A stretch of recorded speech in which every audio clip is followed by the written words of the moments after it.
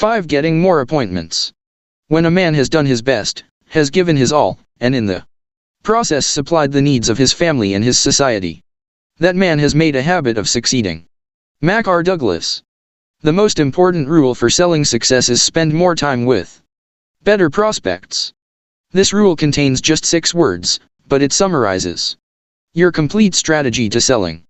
The more time you spend with better prospects, by the law of probabilities, the more sales you will make and the more successful you will be.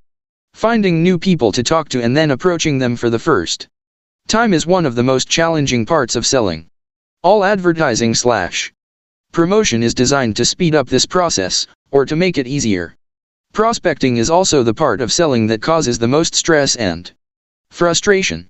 More salespeople lose heart and give up what might have been a successful career because of their inability to master the skills of prospecting than for any other reason. You can learn any skill. Fortunately, prospecting is a skill that you can learn.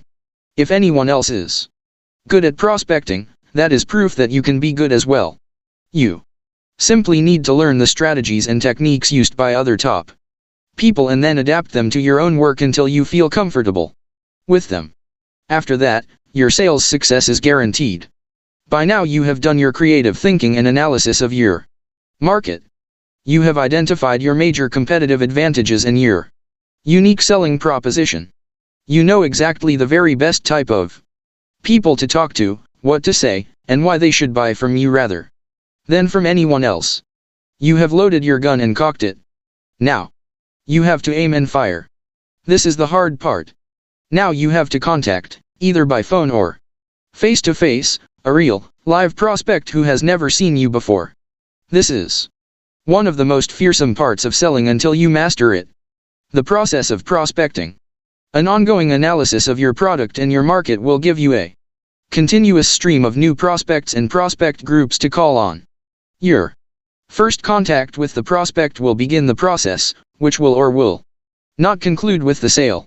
Therefore, every word of your approach or introduction must be planned in advance to accomplish the following goals. Break preoccupation.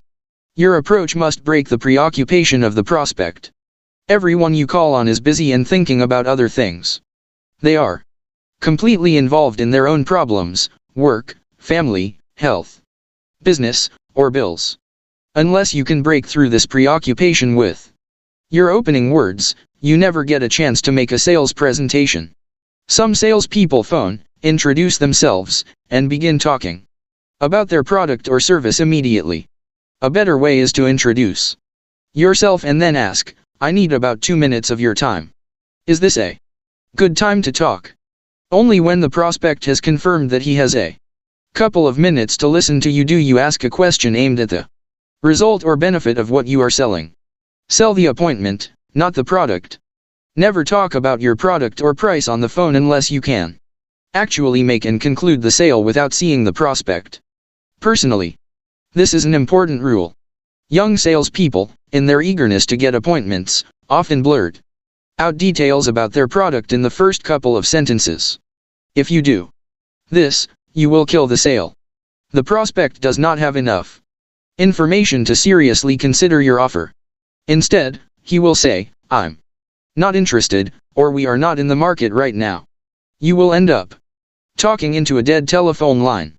Choose your words carefully. When meeting the prospect for the first time, a salesperson will often start off talking about his product while the prospect is still on the phone, signing checks, shuffling papers, or doing something else. The prospect's mind is 1,000 miles away. He is not paying attention to you. You may be sitting there, but he is still preoccupied with everything that is going on in his life. Your job is to break this preoccupation before you begin speaking. Your first words should be the equivalent of throwing a brick through a plate glass window. Develop an opening statement or question that gets his complete attention. This sentence should always be aimed at the result or benefit that the prospect will receive from your product or service, but does not mention the product or service itself. Preoccupation breaking made simple.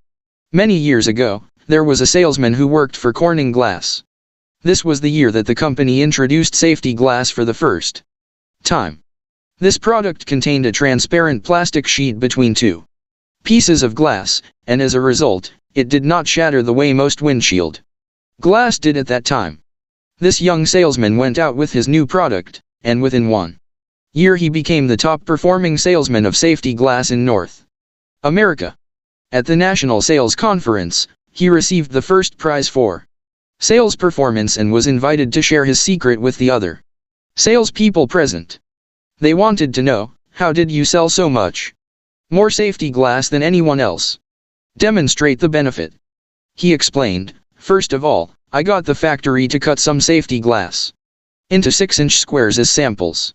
Then I got a ball-peen hammer, which I took with me on sales calls. When I walked in on the prospect, I would ask, would you like to see a piece of glass that doesn't shatter? Almost invariably, the prospect would say, that's not possible, I don't believe it. I would then put the glass sample on his desk, take out the ball-peen hammer, and whack it. He would instinctively jump and throw up his hands to protect his eyes.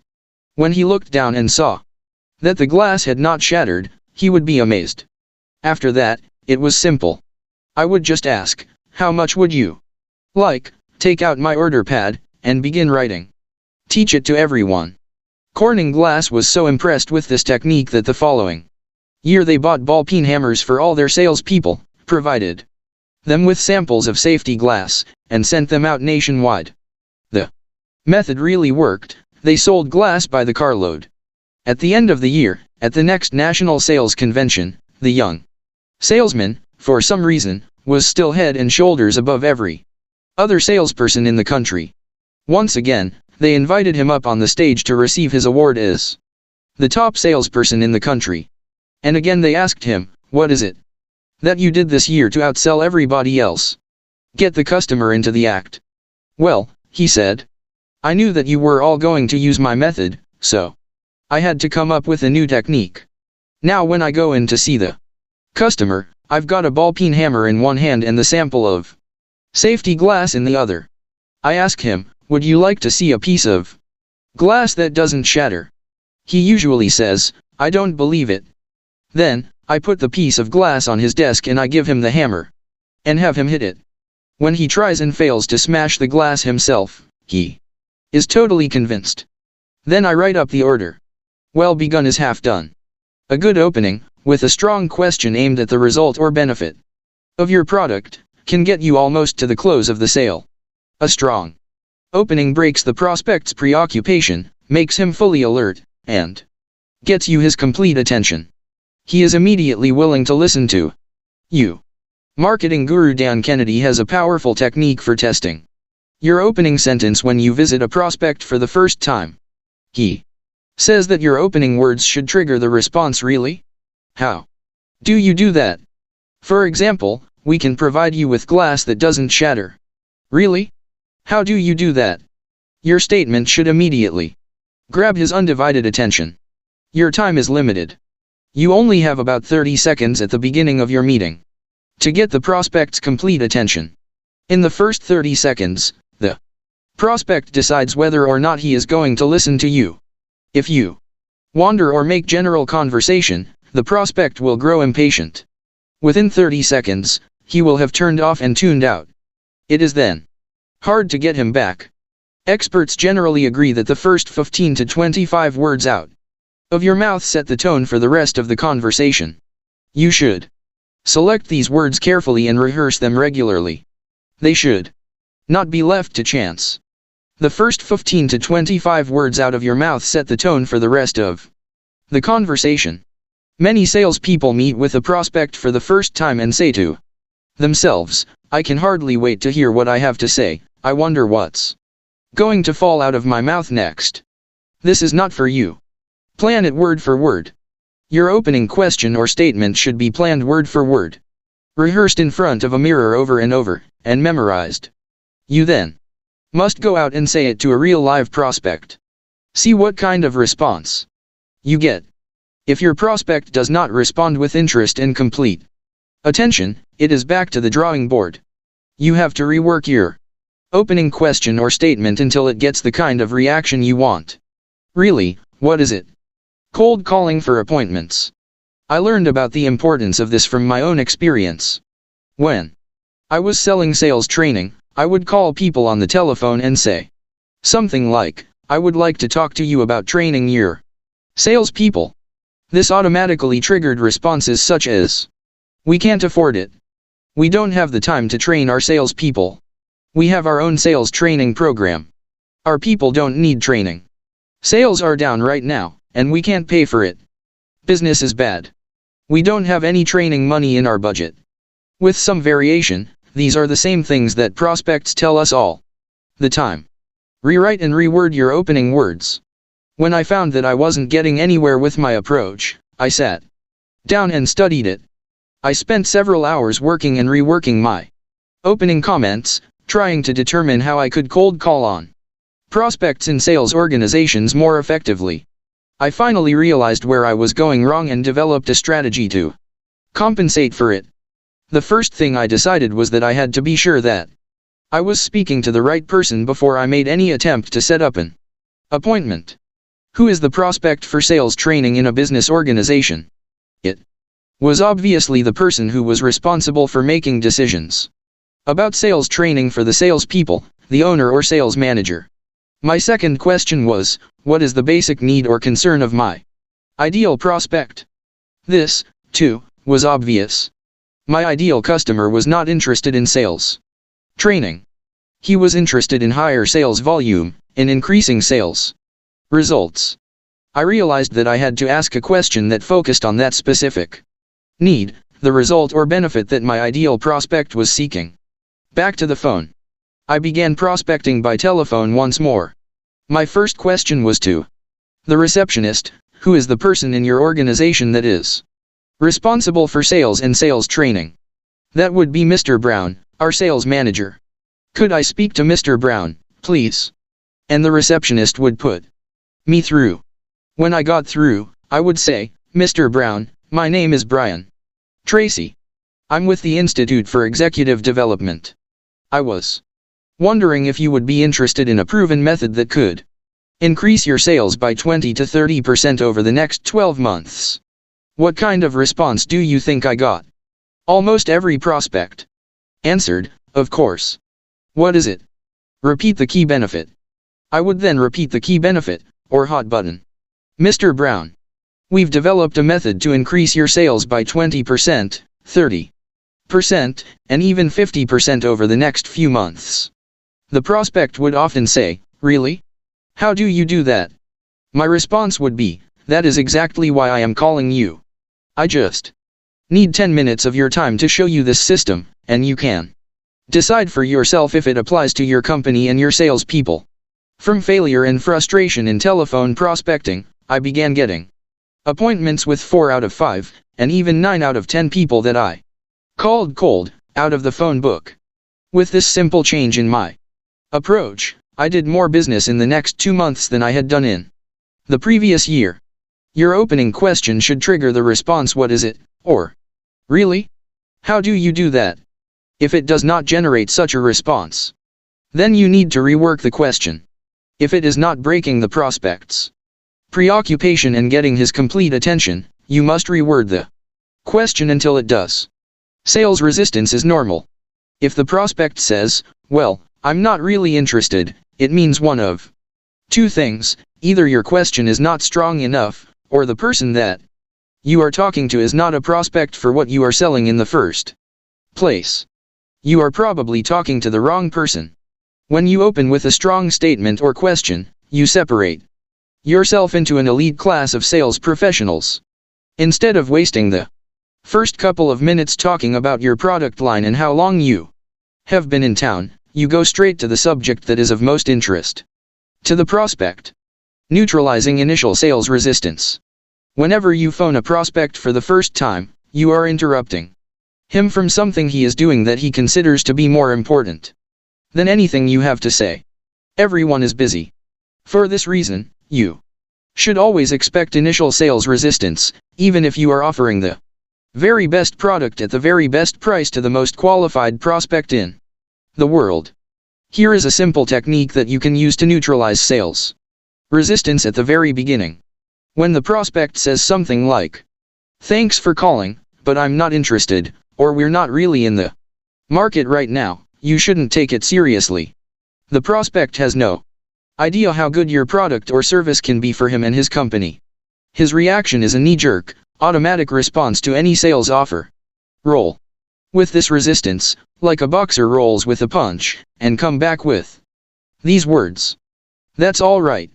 Most people in your industry felt the same way when I first called on them. But now they've become our best customers, and they recommend us to their friends."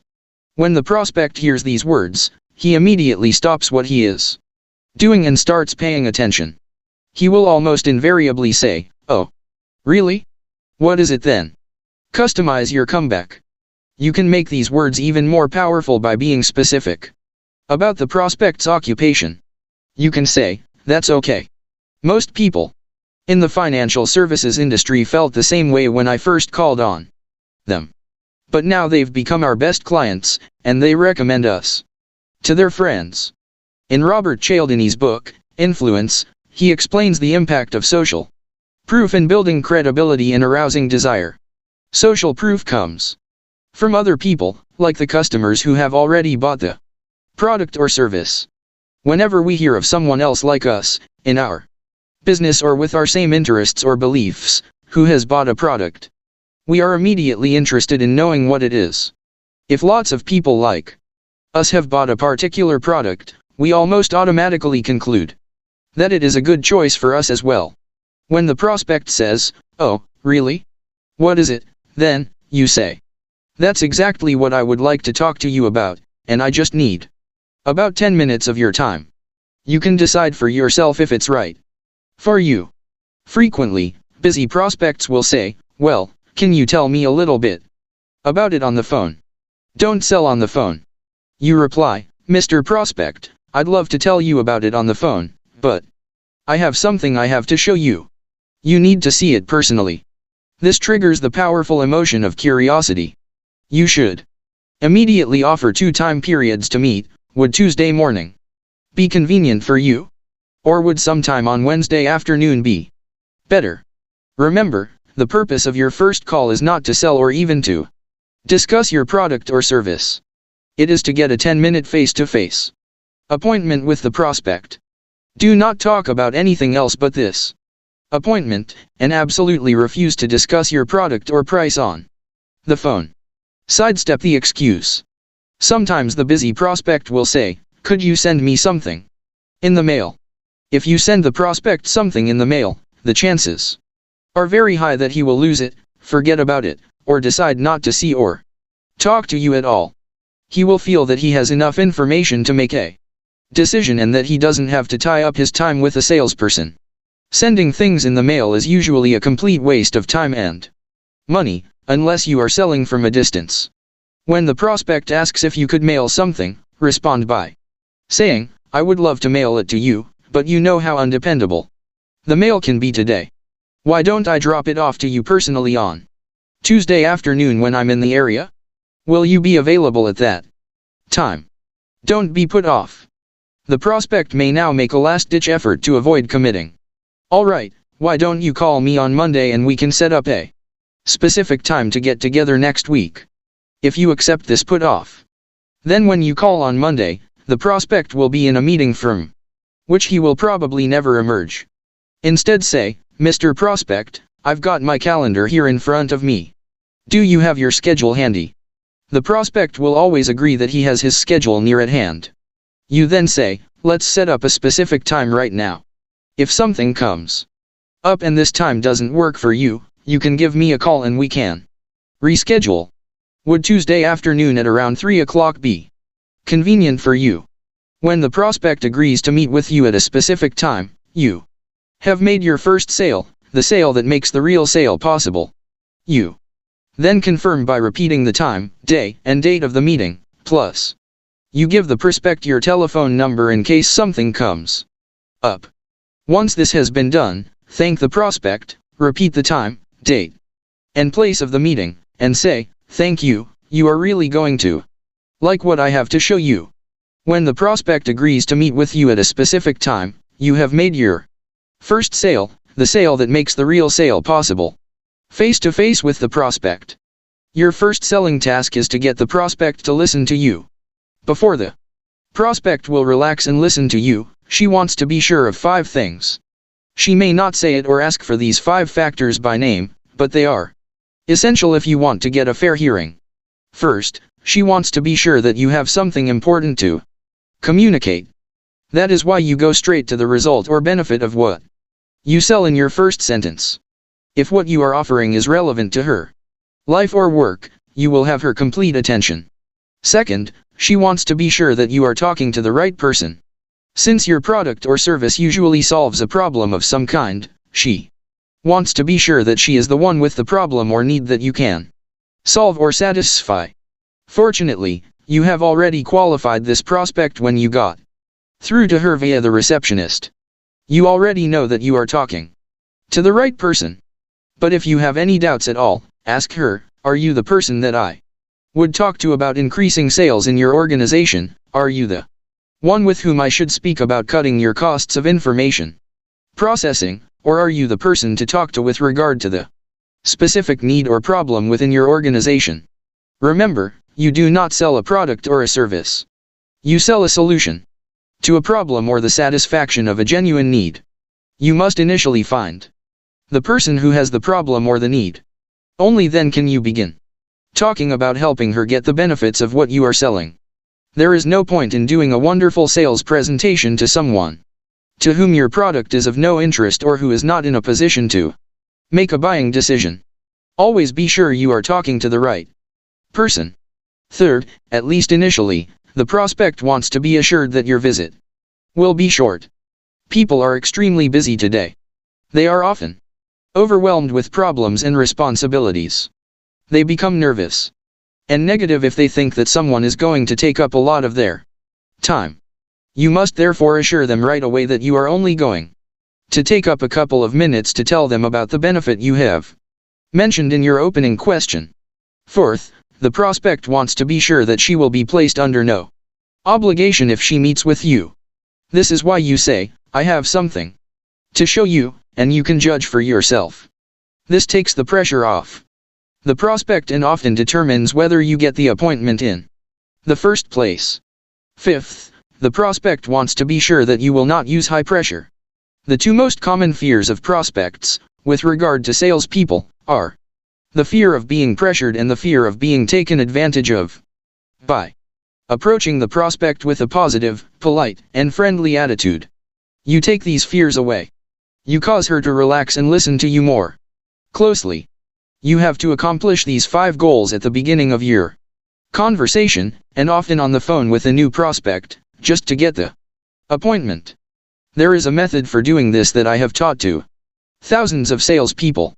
When they have used this method, it has often revolutionized their results in getting appointments either by telephone or while cold calling.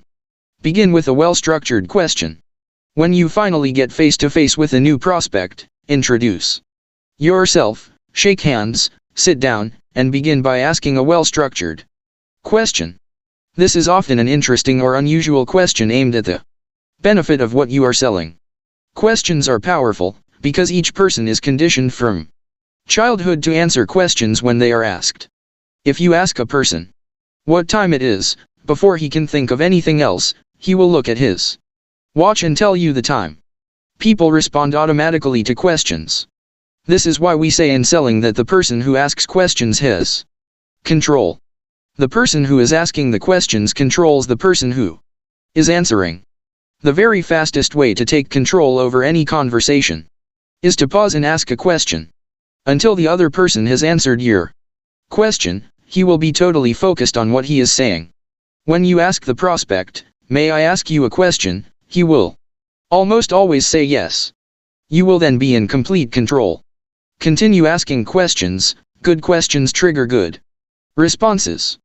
When you ask the prospect, "Would you like to see a proven method to increase your sales by 20 to 30% per year?" the prospect cannot say anything else until he has answered the question. The questioner is in control. In all my years of opening a call with a prospect using this question, I have only had one person who has said, "No, I'm not interested. And the reason he wasn't interested was that the receivers in his bankruptcy had just come in and closed the company down. He said on the phone, "It's too late for us, I wish you had called me 6 months ago."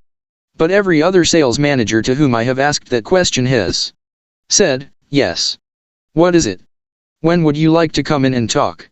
Your question should trigger this response as well. The second step in this method of getting face-to-face appointments is to be courteous and say, "I would just need about 10 minutes of your time to show you what I've got, and you can judge for yourself."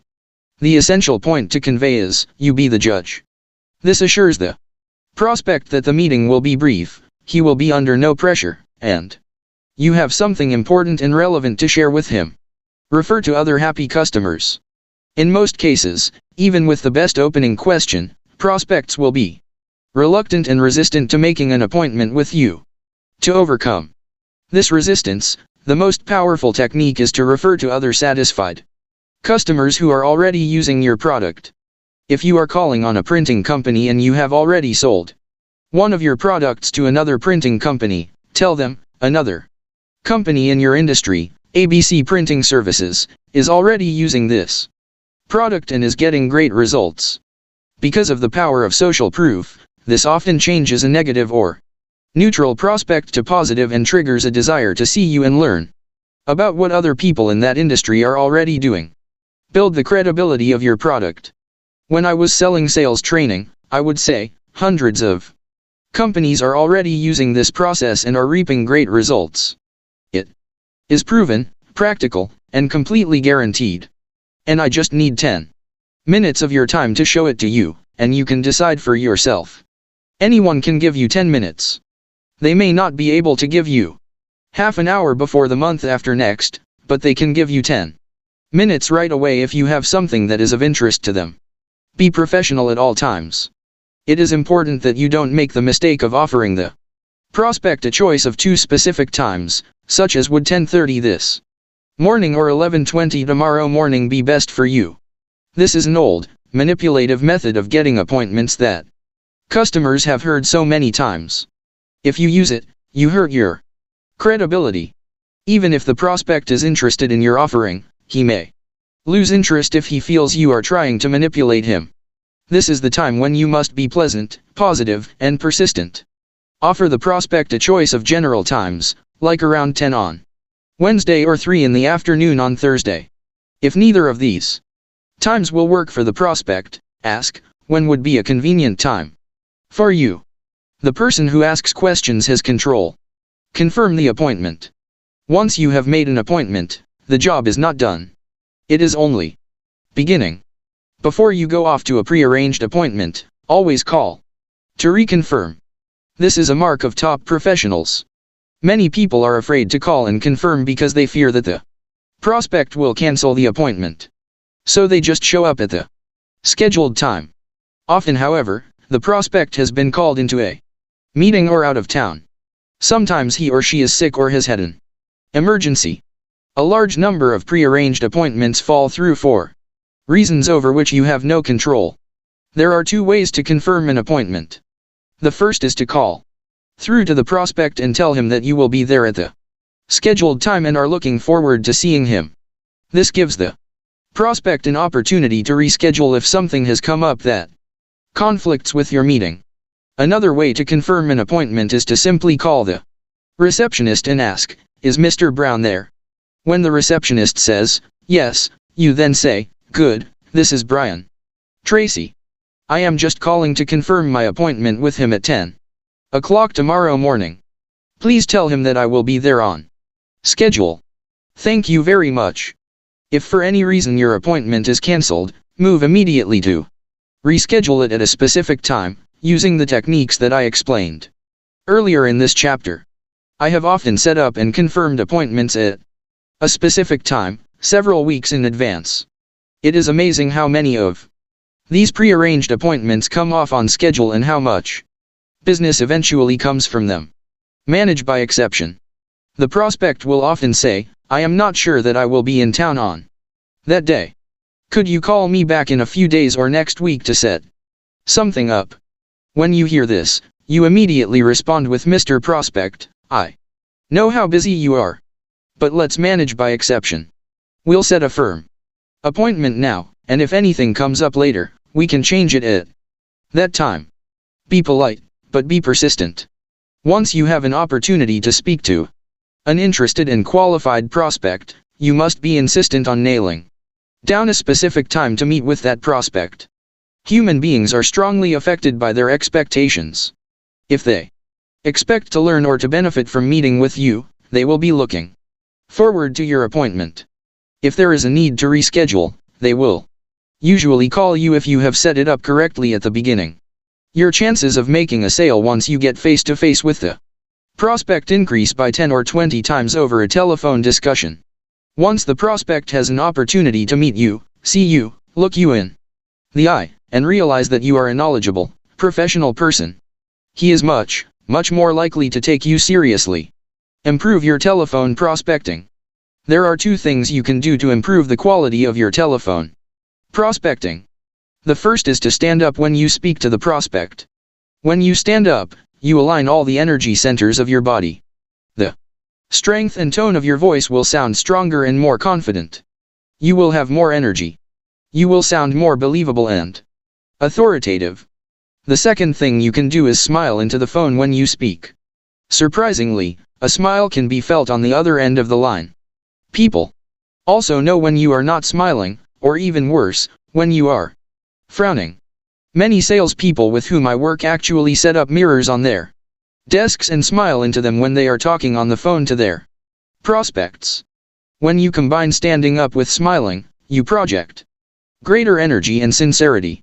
It is often just the extra push that you need to get the appointment over the phone. Keep the initiative. Never expect people to call you back, no matter how honest or intelligent they sound. You as the salesperson must always maintain the initiative until you get the first face-to-face appointment. Don't let people put you off for any reason and then expect them to get back to you at a later time. Because they are so busy, they will never get around to it, even if they are interested in what you sell. Never expect people to call you back, no matter how honest or intelligent they sound. Remember, rejection is not personal. Initial sales resistance is not personal either. When the prospect says that he is not interested or that he is already satisfied with his existing situation, it doesn't mean anything. It is a normal and natural response to your call. Don't take it personally. Practice mental rehearsal. Here is one of the most important success secrets of all in the psychology of selling. It involves the way you prepare mentally immediately before going in to see the prospect, especially for the first time. Stop for a few seconds and create a clear mental picture of yourself as completely relaxed, calm, positive, smiling, and in complete control of the interview. Then inhale deeply, filling up your lungs and putting pressure on your diaphragm. Hold this breath for a count of 7 and exhale for a count of 7. While you are breathing deeply, continue to hold a picture of yourself as the very best salesperson you could possibly be. Create a clear mental picture. Then, just before you go in to see the prospect, create a picture in your mind of the prospect responding to you positively. See him or her smiling, nodding, agreeing, and enjoying your presence and your conversation. You can increase the power of mental rehearsal prior to a sales meeting by remembering a previous successful sales call. Think about the best sales call that you have had recently. Think about how much you enjoyed talking to the prospect, how positive the prospect was, and especially the presentation ending with a sale. Remember the feelings of happiness and satisfaction that you got from that transaction. Then transfer the same feeling to the mental picture that you have created for yourself and the prospect you are about to see. This exercise will amaze you. It will smooth out your whole personality. By breathing deeply, relaxing, and visualizing, you will be fully prepared to perform at your best. Talk to yourself positively. Don't forget to use the technique we covered earlier, the use of positive affirmations. Especially if you feel a little tense, repeat to yourself, strongly and emphatically, the words I like myself. I like myself. I like myself. Say, I love my work. I love my work. I love my work. Help yourself warm up and prepare mentally by repeating, I feel happy. I feel healthy. I feel terrific. It is not possible for you to talk positively to yourself, using words like this, without immediately feeling happier and more confident. When you walk in to see the prospect will feel the positive energy coming from you. Always prepare for a sales meeting by breathing, visualizing, and affirming in advance. It will make all the difference in the world. Set the stage immediately. When you meet with the prospect, shake hands firmly and say, thank you very much for your time. You are really going to enjoy what I have to show you. When you build positive expectancy, you get him interested and make him curious.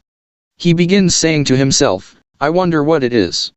When you are smiling, confident, and positive, you project this to the prospect and create a high level of anticipation in what you have to say. Expect to be welcome. Sometimes your prospect has had a bad morning. Ever since she arrived, she has been deluged with phone messages, emails, and complaints. The coffee was cold. Her employees are sick or unhappy. And her boss is mad. Then you come in. The prospect thinks, thank heavens, here's a nice, pleasant, intelligent, positive-looking person who's got something interesting to tell me. Many people feel this way. You could be the highlight of the entire morning or afternoon. When you are pleasant and smiling, they will be happy to see you. Refuse to talk standing up. When you arrive at your appointment, sometimes a busy prospect will come out to meet you in the reception area and ask you to tell him about your product. But you should refuse to make your presentation standing up. If you do, you run the risk of devaluing your product or service. No one buys a product or service standing up. Refuse to sell it that way. No one buys a product or service standing up. Refuse to sell it that way. Remember the adage, everything counts. Unless you sell in a showroom. Nobody considers a product or service of any value if you are willing to talk about it and try to sell it standing up. Instead, say, what I have to show you is really important, and I need about 10 minutes of your time.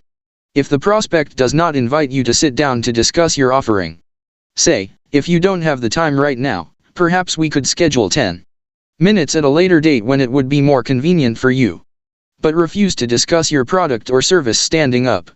The basic rule is this: if the prospect cannot buy your product standing up, don't try to sell it standing up. Respect your product. The same is true for the telephone. If your prospect cannot buy what you are selling over the phone, don't try to make an over-the-phone sale. If the prospect cannot buy and pay for it through the mail, don't try to sell it through the mail. If selling your product requires your being there physically, then insist on being there personally to make the sales presentation. People don't make buying decisions standing up.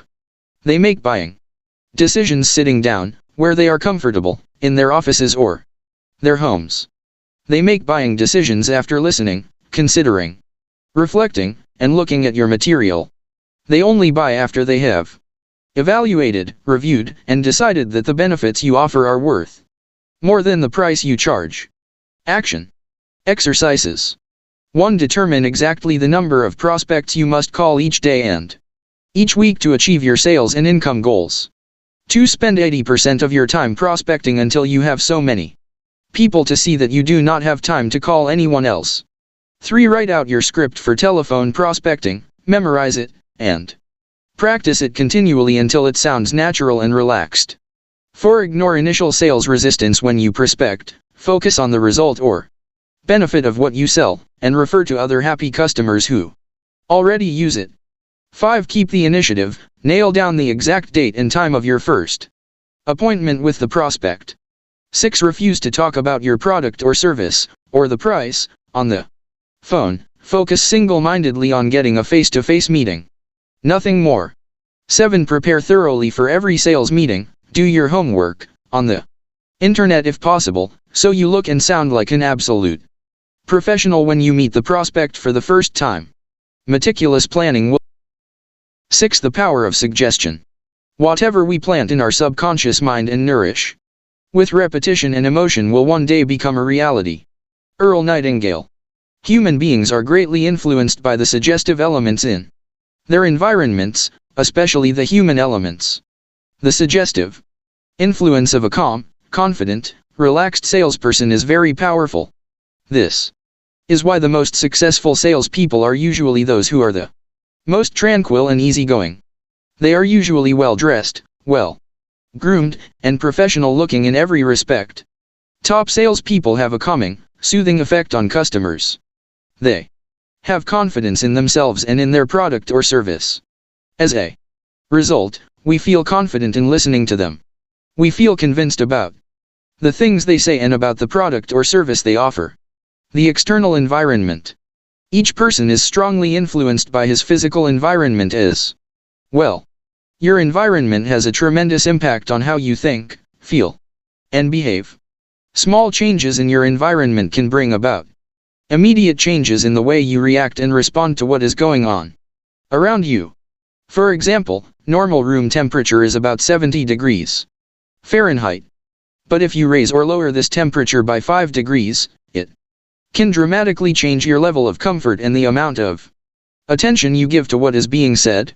If you are too hot or too cold, your discomfort will lead you to be irritable, demanding, and impatient. The people around you in your suggestive environment, perhaps the most powerful influence of all is the people that you deal with. You are very strongly influenced by the way people respond to you and behave when you are around them. Much of your reaction to other people is initially subconscious. Everyone has experienced meeting a person and instantly having a negative or positive reaction to him or her, even before a word has been exchanged. The reason for this instant assessment is that your previous experiences with many other people are stored in your subconscious mind as part of your permanent memory bank. When you meet a new person, your subconscious connects the dots and gives you an instant assessment of that person, based on your previous experiences. You respond subconsciously to other people, customers respond subconsciously to you. Everything you do prior to the sales presentation, and everything about you when you meet the prospect, either increases or decreases the quality of the suggestive environment and determines whether or not you make a sale. Your internal environment. There are several suggestive influences that you can control. The essentials are your appearance, your voice, and your attitude. If you look good, your voice is clear and confident, and your attitude is calm and optimistic, the initial impact of your presence will make a positive impression on the prospect. Fortunately, you can control your physical appearance in almost every respect. You can dress professionally, groom yourself attractively, and control your posture. Your goal at all times is to look on the outside as if you were one of the very best people in your field. Practice your selling. You can assure that your voice is strong and clear by practicing your presentation aloud in front of a mirror. Professional actors spend many hours walking, talking, gesturing, and delivering their lines before a mirror, exactly as if they were attempting to project their voices to the back row of the audience. Then, when you are with a prospect, you simply turn down the volume while maintaining the same confidence and energy. This has an inordinate suggestive influence on the mind of the prospect. Be positive and cheerful. You can control your attitude, making sure that it is upbeat and confident, by using the mental rehearsal techniques already mentioned. You can visualize yourself regularly as one of the top sales professionals in your field.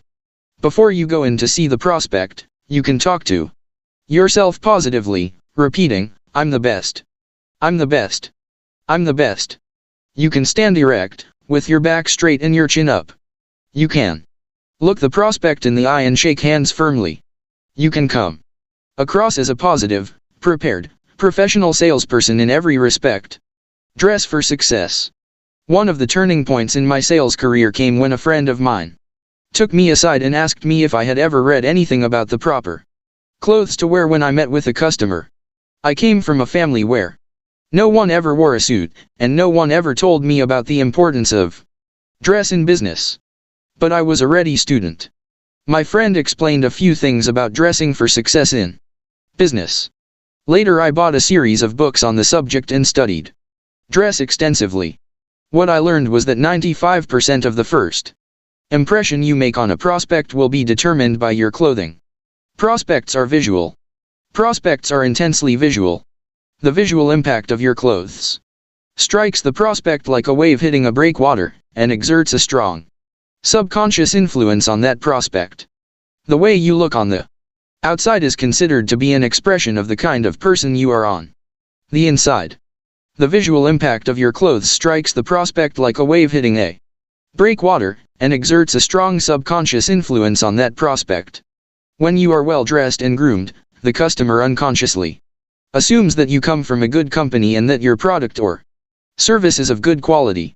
When you look the part of a top salesperson at the first meeting, the prospect takes you more seriously and is more open to your sales message. Who makes the most money?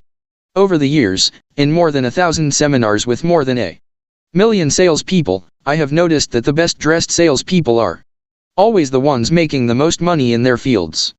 Whenever a well-dressed salesperson talks to me, it is immediately evident from his confident attitude that he is making excellent money in his field. On the other hand, I see countless salespeople who have no idea that they are sabotaging themselves and their sales each morning when they leave the house dressed poorly. The tragedy is that no one has ever taken them aside and explained to them how important appropriate business dress is to success. Worse, no one wants to criticize a salesperson by telling him or her that his or her dress is not appropriate. Everyone knows, but no one says anything. Every salesperson should read at least 2 books on proper business attire and then follow their advice religiously. Remember, in dress, as well as in all other aspects of selling, everything counts. It is either helping you or hurting you. It either adds or detracts. Your dress either moves you toward the sale, or moves you away. Dress is one of the most powerful of all suggestive influences in selling. The friendship factor. One of the most notable truths in sales, which I have already addressed briefly, is this: a person will not buy from you until he is convinced that you are his friend and acting in his best interest.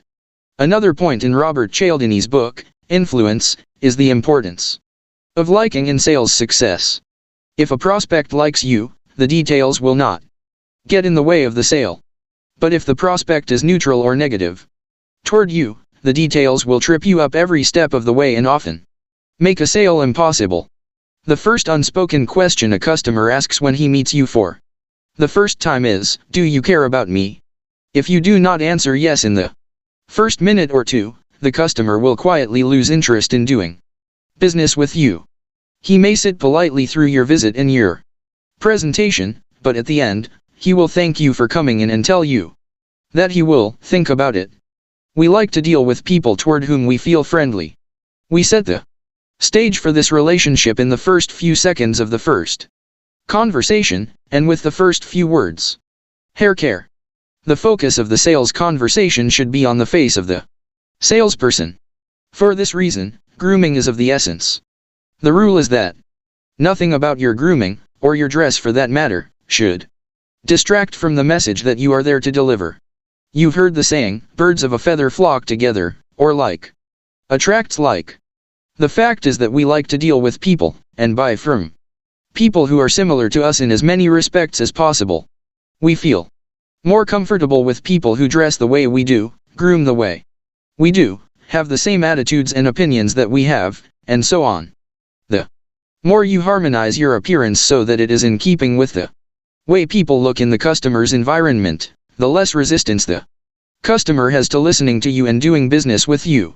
One of our greatest desires is to feel comfortable in a personal or business situation. Everything you do that increases the level of comfort of your prospect also increases the likelihood that you will make a sale to him or her. Long hair, short sales record. Some years ago, a young salesman approached me at a seminar and asked me for advice on increasing his sales. I saw immediately from his long, shaggy hair what his problem was. When I asked him about his business, he told me that his primary customers were business people in offices. He had a good product at a good price, but he wasn't making very many sales. The reason for this was immediately evident to me. I told him that if he wanted to be more successful in selling to business people, he would have to cut his hair.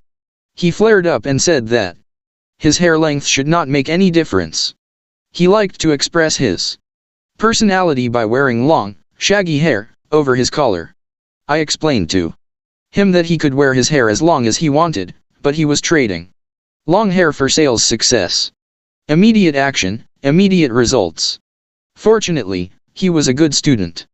He went out and got his hair cut. But only a little bit. Nonetheless, his sales increased almost immediately. So he cut his hair even shorter. Again, his sales increased noticeably. He finally went all the way and got a conservative, business-like haircut. His sales jumped. He was able to move out of his parents' house, get a car, and begin creating a good life for himself. He was delighted. But alas, he began to think that his success was solely because of his great product and exceptional personality. He reverted to his old ways and started growing his hair longer and longer. And as his hair grew longer, his sales slowed down once more. When his hair was once more over his collar and he looked like a shaggy dog going from prospect to prospect, he ran out of money and had to move back home with his parents. The last time I saw him, he still had long hair. He wore old clothes and had holes in his shoes. He trudged from appointment to appointment with little hope, and even less success. Presenting your product. Your product or service should always be clean, neat, and presented in its best possible light. People are strongly influenced by the suggestive impact of a product that is colorful and attractive.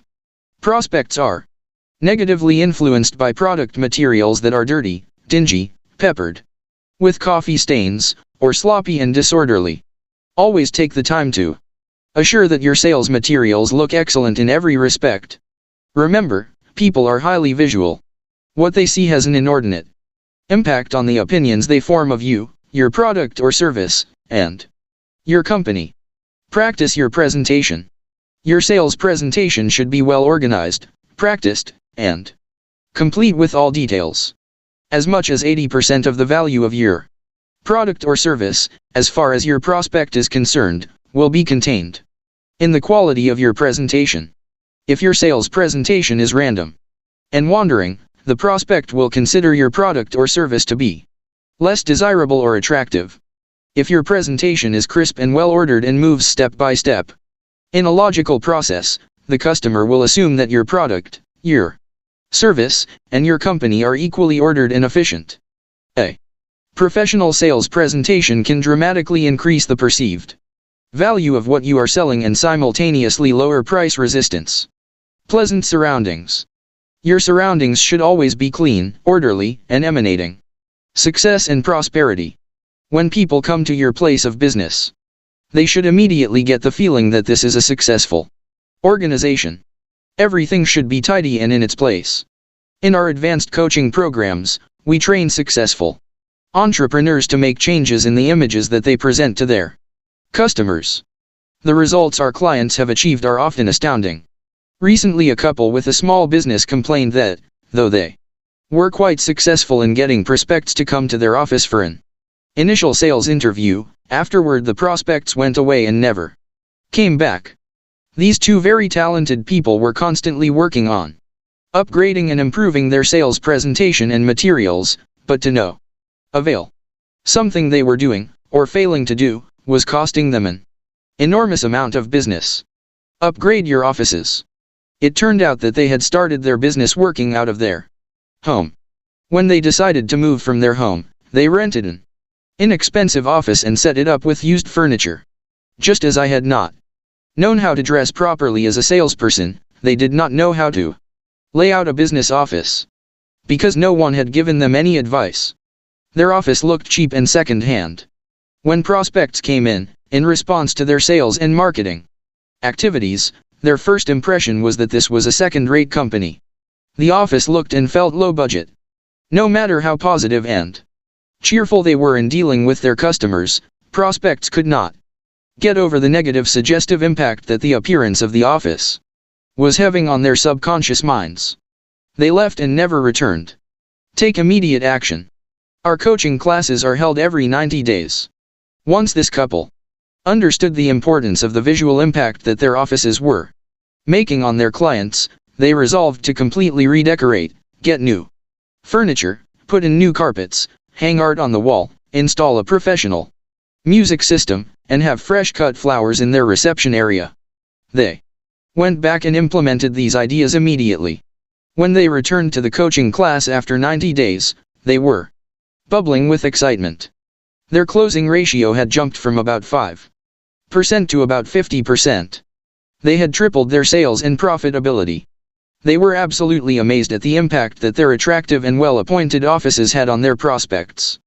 They received countless compliments from their new customers on how beautifully their offices were laid out. They had more than paid for the cost of redecoration. Within 30 days from additional sales and profits. Work from a clean desk.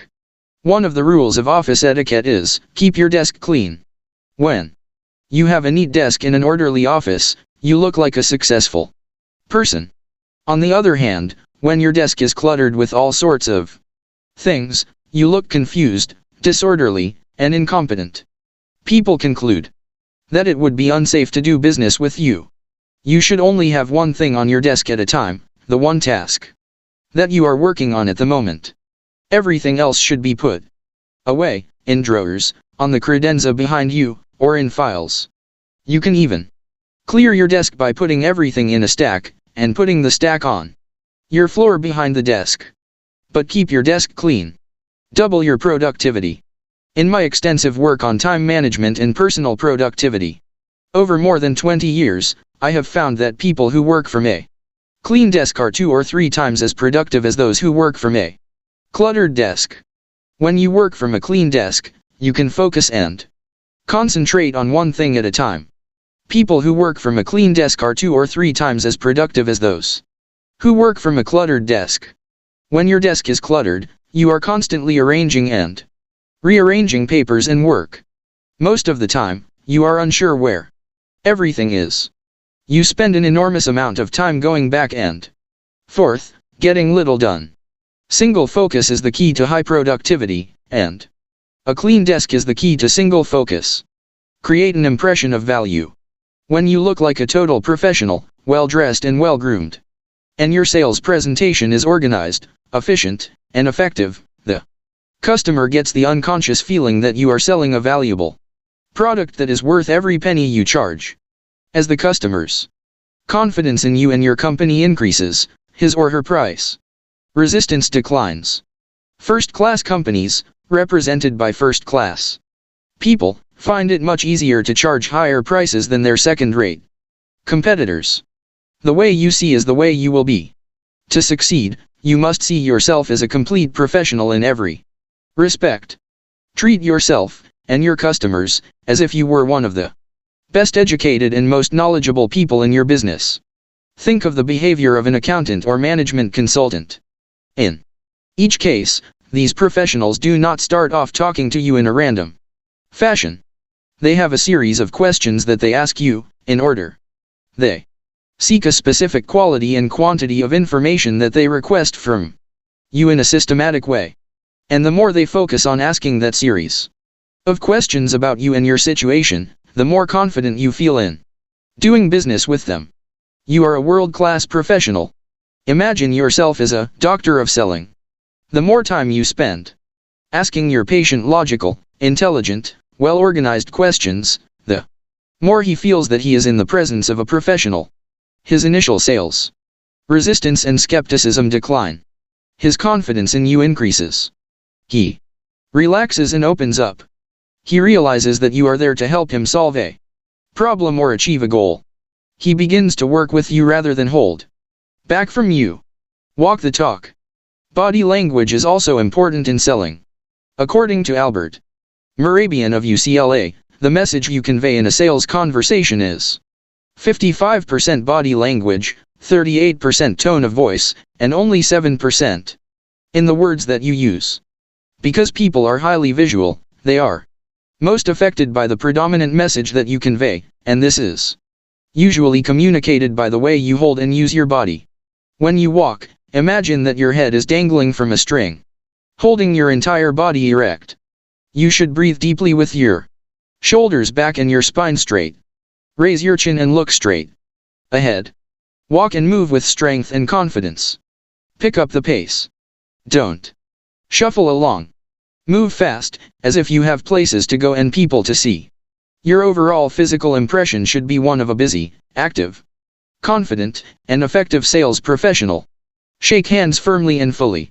When you meet people, give a strong, full, firm handshake.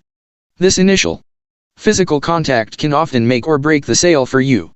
When people feel your hand, they measure your character. When your handshake is strong and firm, they assume that you have good character and, by extension, represent a good product or service. Some salespeople that I meet give weak, indifferent handshakes, as if offering a cold fish. Others, especially women, give a half handshake, offering their fingers instead of a full handshake. This suggests that you are dealing with a half person. Not long ago, a gentleman came up to me at one of my seminars and asked me why he was having so much trouble in his sales work. He was quite proficient at getting appointments over the phone, but immediately after meeting the prospect in person for the first time, the sales conversation seemed to deteriorate. Something you can't hide. As soon as he shook hands with me, I knew the problem. He was originally from India, from a culture where people did not shake hands when they met. As a result, when he held out his hand to a prospect, his grip was weak and sloppy. The prospect immediately lost interest in him and his product, and he could sense it. No one had ever told him this.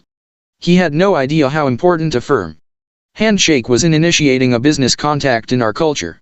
He had thought that shaking hands was merely a formality that had no meaning. When he learned that a handshake was important, he began to practice giving firm, full-handed handshakes to everyone he met. He wrote to me later and said that his sales had jumped from the very first week that he began practicing this new technique. The proper greeting. Someone once wrote a letter to Ms. Manners, asking if the proper greeting upon meeting a new person was, "Pleased to meet you," or "How do you do?" Ms. Manners replied by saying that the correct greeting is "How do you do?" Humorously, she added that you do not say, "Pleased to meet you," because you don't yet know if you are. When you meet a prospect for the first time, offer your hand, look the prospect directly in the eye, and say, "How do you do?" This initial contact is like the kickoff in a football game. If it is done properly, it can move you a long way down the field toward the goalposts of a successful sale. Sit erect, facing forward. When you sit in a sales situation, always face the prospect directly. Never lean against the back of the chair. This makes you look relaxed and uncaring about the purpose of your visit. Instead, sit with your back erect. Lean forward slightly. Stay alert, and be fully engaged, both physically and mentally, in the sales conversation. You should look like a runner at the mark, waiting for the starting gun. Interestingly enough, we are greatly influenced by the body language of the people to whom we speak. When you are sitting up straight, leaning forward, and aware of your surroundings, you cause the prospect to be more interested and aware as well. He or she will pay closer attention to you and be more involved in your sales message. At an unconscious level, the prospect assumes that what you have to convey is important and valuable. That individual will therefore pay closer attention to you than if you were leaned back and relaxed during the sales conversation. Get the prospect to open up. If a prospect is sitting with his or her arms folded, this is usually not a good sign. Occasionally it is because the office is too cold, but in most cases it is a sign of disinterest. When a person's arms are folded, it usually means his mind is closed. Folded arms are an unconscious body language way of blocking out incoming information. When he unfolds his arms, he opens his mind. Get the prospect to unfold his arms. It is fortunately quite simple. To open the client up to your message, begin by asking questions. If he does not relax and unfold his arms, hand him something physically, like a brochure or price list to read. Ask him to calculate a number or give you a business card. Use your ingenuity to get those arms unfolded so that he is more open and receptive to you and your message. Use positive body language. Crossed legs can be sending the same message. When a customer's legs are crossed, it usually means that he is holding back information. If his legs are crossed at the ankle, it means that he is not telling you everything that you need to know. In the process of mirroring and matching, your prospect will tend to mimic your own body language. When you deliberately keep your arms unfolded and your hands open, with your feet flat on the floor, ankles uncrossed, your prospect will often engage in the same body language. When you lean slightly forward, listen attentively to what the prospect is saying, nod, smile, and listen. The prospect will often engage in the same behaviors. He or she will soon begin speaking, asking questions, and listening more attentively as well. Minimize noise and interruptions.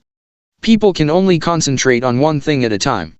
This is why it is so important to minimize the noise and distractions in the environment. While talking to a prospect, try to ensure that there are no interruptions. If you are in your prospect's place of business and there is a lot going on around you, ask if you can move to a location where you can speak for a few minutes without interruptions. Say, Mr. Prospect, I only need about 10 minutes of your time. Is there somewhere we could sit where we wouldn't be interrupted? You will be happily surprised at how many prospects will immediately agree to this. Avoid barriers to communication. When you sit with the prospect, try to avoid barriers, like tables or desks. If the prospect is sitting behind a desk, ask him if you could sit together at a table where you can more easily show him the material that you have brought with you. I have never had a prospect refuse to get up and move if a salesperson asked him to do so in a polite and pleasant way. When you sit next to a prospect, always have the individual sit on your left. In this way, when you turn the pages of your presentation material, it is easy for the prospect to see everything you are doing. When you ask the prospect to move, and he agrees, he begins the process of responding to your reasonable requests. This moves you closer to the point at which you can ask for the sale. Selling in the home. When you are selling in the home, there are certain special psychological dynamics to which you must pay attention. First of all, never make a sales presentation in the living room.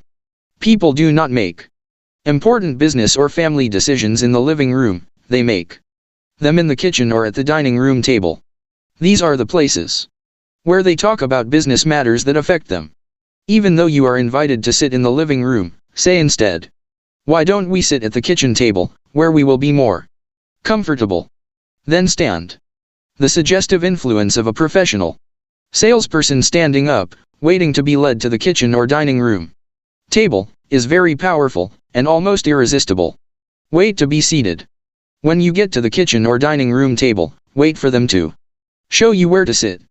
Each person has a favorite chair at the table where they sit each day.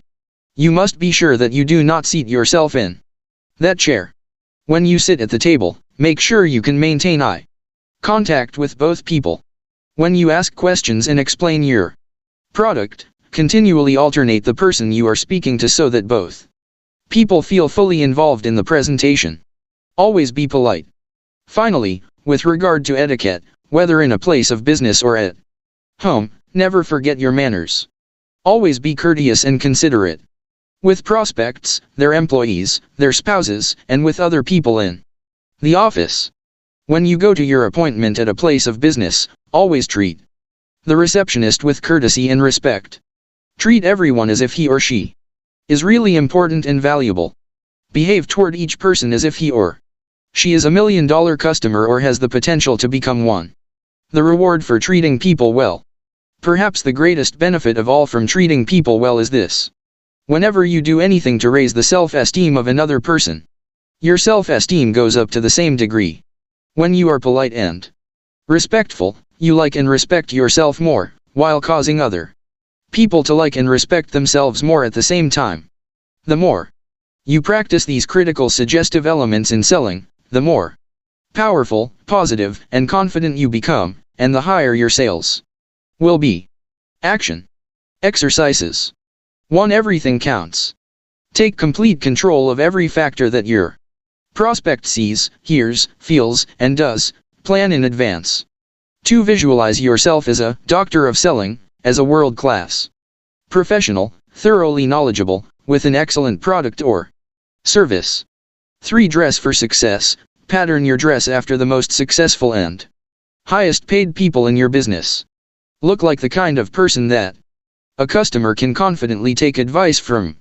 4. Be courteous with everyone you meet, from the receptionist through to the secretary and customer. Always be positive and cheerful.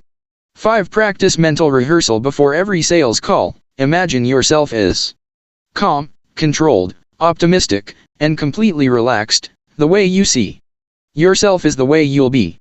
6. Do everything possible to avoid noise or distractions of any kind when you are talking to a prospect. Have him move if necessary so he can concentrate on you and your product. 7. Walk erect, chin up, shake hands firmly and confidently. Carry yourself as if you are the best in your field. By visualizing your goals, you can get your subconscious mind to work. 7. Making the sale. Any fact is not as important as our attitude toward it, for that determines our success or failure. Norman Vincent Peale. Everything you do in the sales process, from the first contact through to the close of the sale and the delivery of the product or service, has an effect. Nothing is neutral. Everything either helps or hurts. Nothing can be left to chance. It all counts.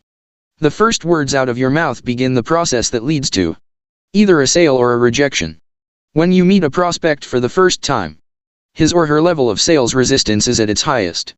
In fact, all prospects have what is called generalized sales resistance at the beginning of any meeting with any salesperson under almost any circumstance.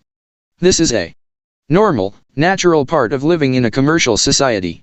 It is a form of self-defense. Self-defense against sales messages. The average customer is exposed to perhaps 3,000 commercial messages a day, from all sources. From the time he gets up in the morning, he is bombarded with sales messages on the radio, television, billboards, and store signs, in newspapers and magazines, and in telephone calls and mail solicitations. Everywhere he turns, there are advertisements shouting, "Buy this." To survive in a commercial society, a person must develop a high degree of sales resistance. First, he must filter out most of these messages, ignoring them, if for no other reason than to be able to function effectively. Second, he must be able to resist direct sales approaches from salespeople like you, or he will end up buying everything that is offered to him. As a professional, learn to expect this generalized sales resistance in your first meeting and to deal with it effectively. The approach close. One of the most helpful ways to begin a sales conversation is with the approach close. When used successfully, this close can get the prospect to agree to making a decision after you have made your presentation. Rather than his saying something like, "Well, let me think about it," or "I need to talk it over with someone," you can ask for a decision, one way or the other. You reduce initial sales resistance by saying, "Mr. Prospect, thank you very much for your time. Please relax, I'm not here to sell you anything right now. That's not the purpose of my visit." If you deliver this opening statement with a smile, the prospect will relax a little. He will still be suspicious, but not as much as before. You then say, "All I want to do in the time we have together is show you some of the reasons why so many other people have bought this product and continue to buy it. All I ask is that you look at what I have to show you with an open mind, determine whether or not it applies to your situation, and then tell me at the end of our conversation whether or not this product makes sense to you. Is that fair?" With this approach close, you are offering an exchange. You are saying, "I won't try to sell you anything if, in exchange, you will listen with an open mind." A fair exchange. Almost without fail, the prospect will agree to your offer. He has nothing to lose. In fact, he is now curious to know why so many other people have purchased your product and continue to purchase it. His mind is open, and he is prepared to listen to you. There is a very strong suggestive element involved in this close. You are suggesting that the product is already popular and being used by a great number of people. All that is being asked of the prospect is that he agree or disagree that the same reasons that other people are using what you sell apply to him. You then begin your sales process by asking questions to find out what he is already doing and how your product or service might apply to his situation. Like a doctor of selling, you conduct a thorough examination to uncover needs that the prospect has that your product or service can satisfy. Once you are clear about the prospect's situation and needs, you can present your product as the ideal solution to his needs at this time, all things considered. At the end of your presentation, you have the psychological advantage.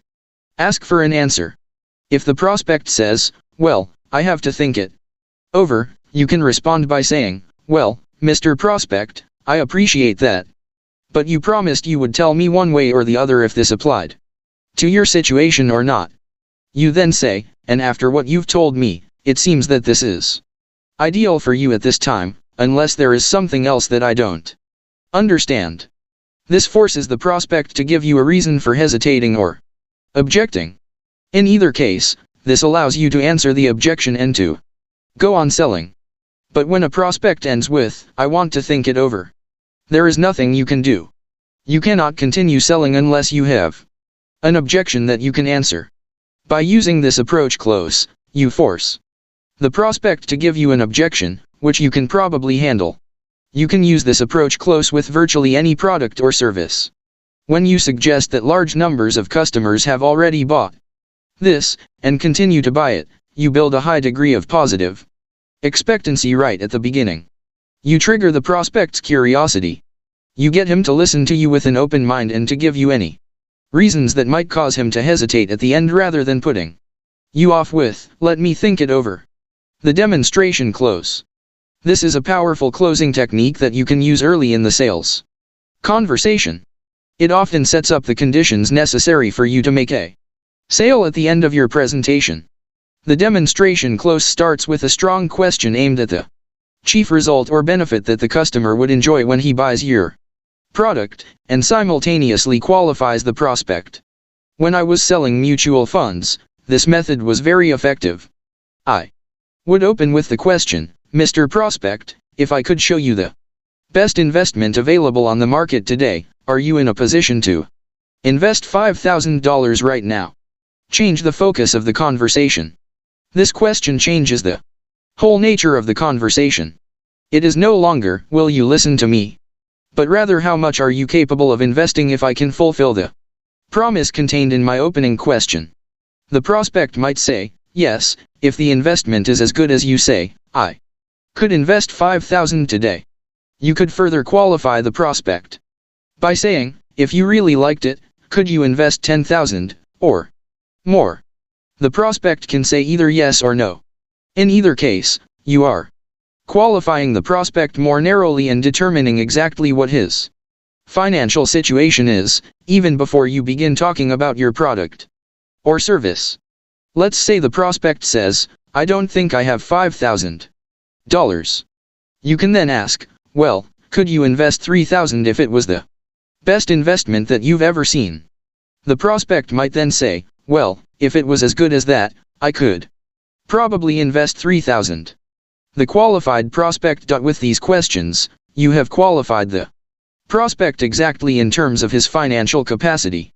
By answering your question, he is now giving you permission to give your presentation and to prove whether or not you have the best investment, or the best deal, or the best offer, or the best combinations of features and benefits, or the best of whatever it happens to be that you offered him in your opening question. You can then give your presentation and demonstrate that what you are offering is absolutely excellent for him, right now, all things considered. At the end of your presentation, he cannot say that he can't afford it, or that he doesn't have the money right now, or that he has to talk it over with someone else. He has already agreed that, if your product or service is an excellent choice for him, he is in a position to buy it at this time. It works with any product. You can use this demonstration close to begin the sales process for virtually any product or service. You can use it to sell software and systems, business opportunities, or financial investment advice, insurance, or business services. If you are selling life insurance, for example, you could ask, Mr. Prospect, if I could show you the most comprehensive insurance policy available to protect yourself, your family, and your home, at perhaps the lowest available price in the market today, would you be in a position to make a decision right now? When I was selling sales training to businesses, I would ask, Mr. Prospect, if I could show you a way to increase your sales by 20 to 30% over the next 6 to 12 months, are you in a position to go ahead with it right now? If the prospect says, well, yes, if you can show me a way to increase my sales by 20 to 30%, I could make a decision immediately. Your job is then to show the prospect that your product or service will definitely deliver on the promise you made in your opening statement. You can demand an answer. The beauty of the demonstration close is that it forces the prospect to give you an answer at the end of the presentation. Instead of saying that he needs to think about it or talk it over with someone else or check his finances, or some other excuse, he has promised to give you an answer immediately, one way or another. Buyer personality types. There are 6 basic personality profiles that you will run into every day in selling.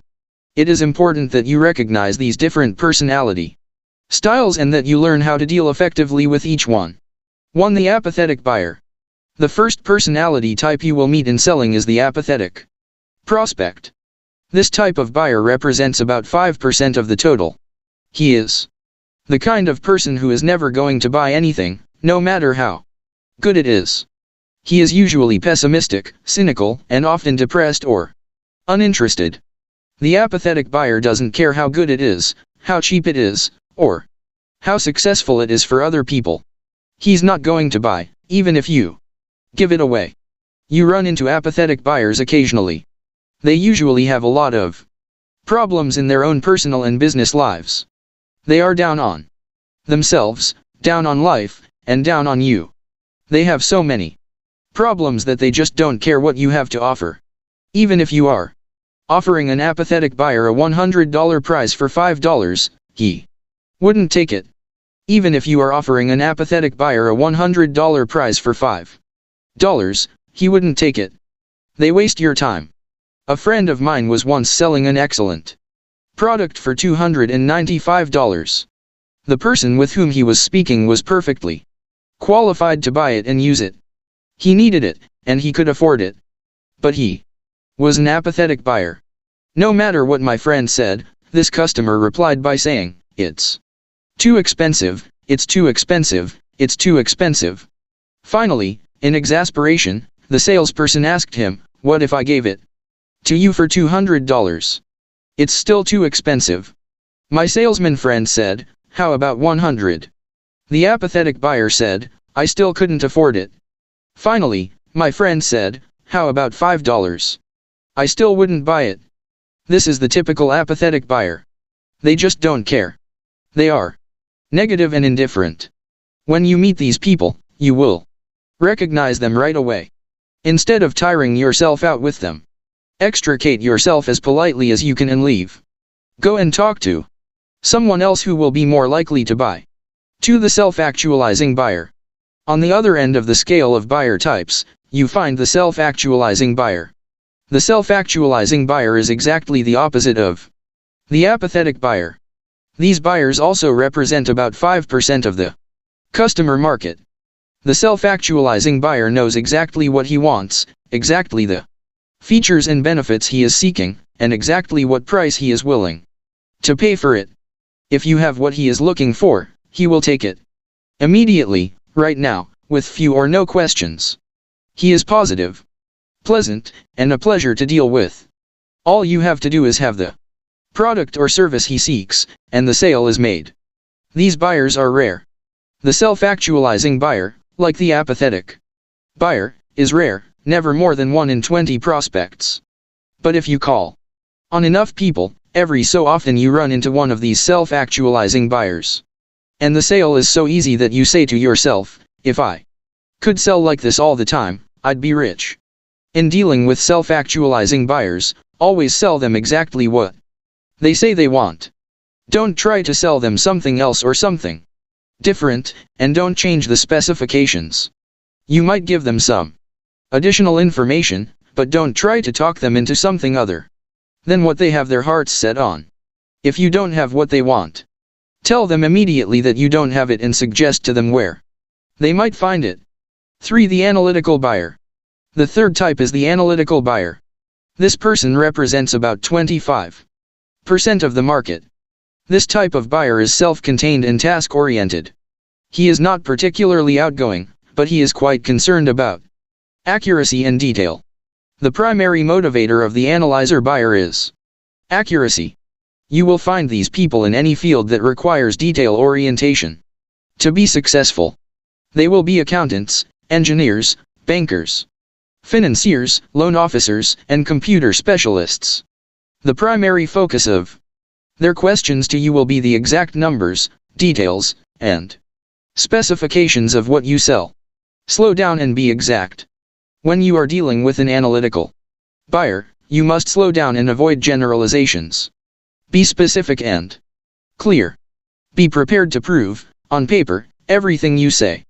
The more precise you can be about the benefits of your product or service and how this customer can acquire them, the easier it is for this person to eventually make a buying decision. The more detail you give him about how your product works, what it costs, how it performs, how it will be serviced, and so on, the happier he will be. These buyers love details.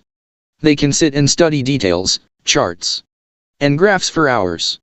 Analytical buyers do not make decisions in a hurry. They are slow to make up their minds. They need to be left alone with your material to reflect on and analyze it. They will often come back to you with a series of questions for clarification.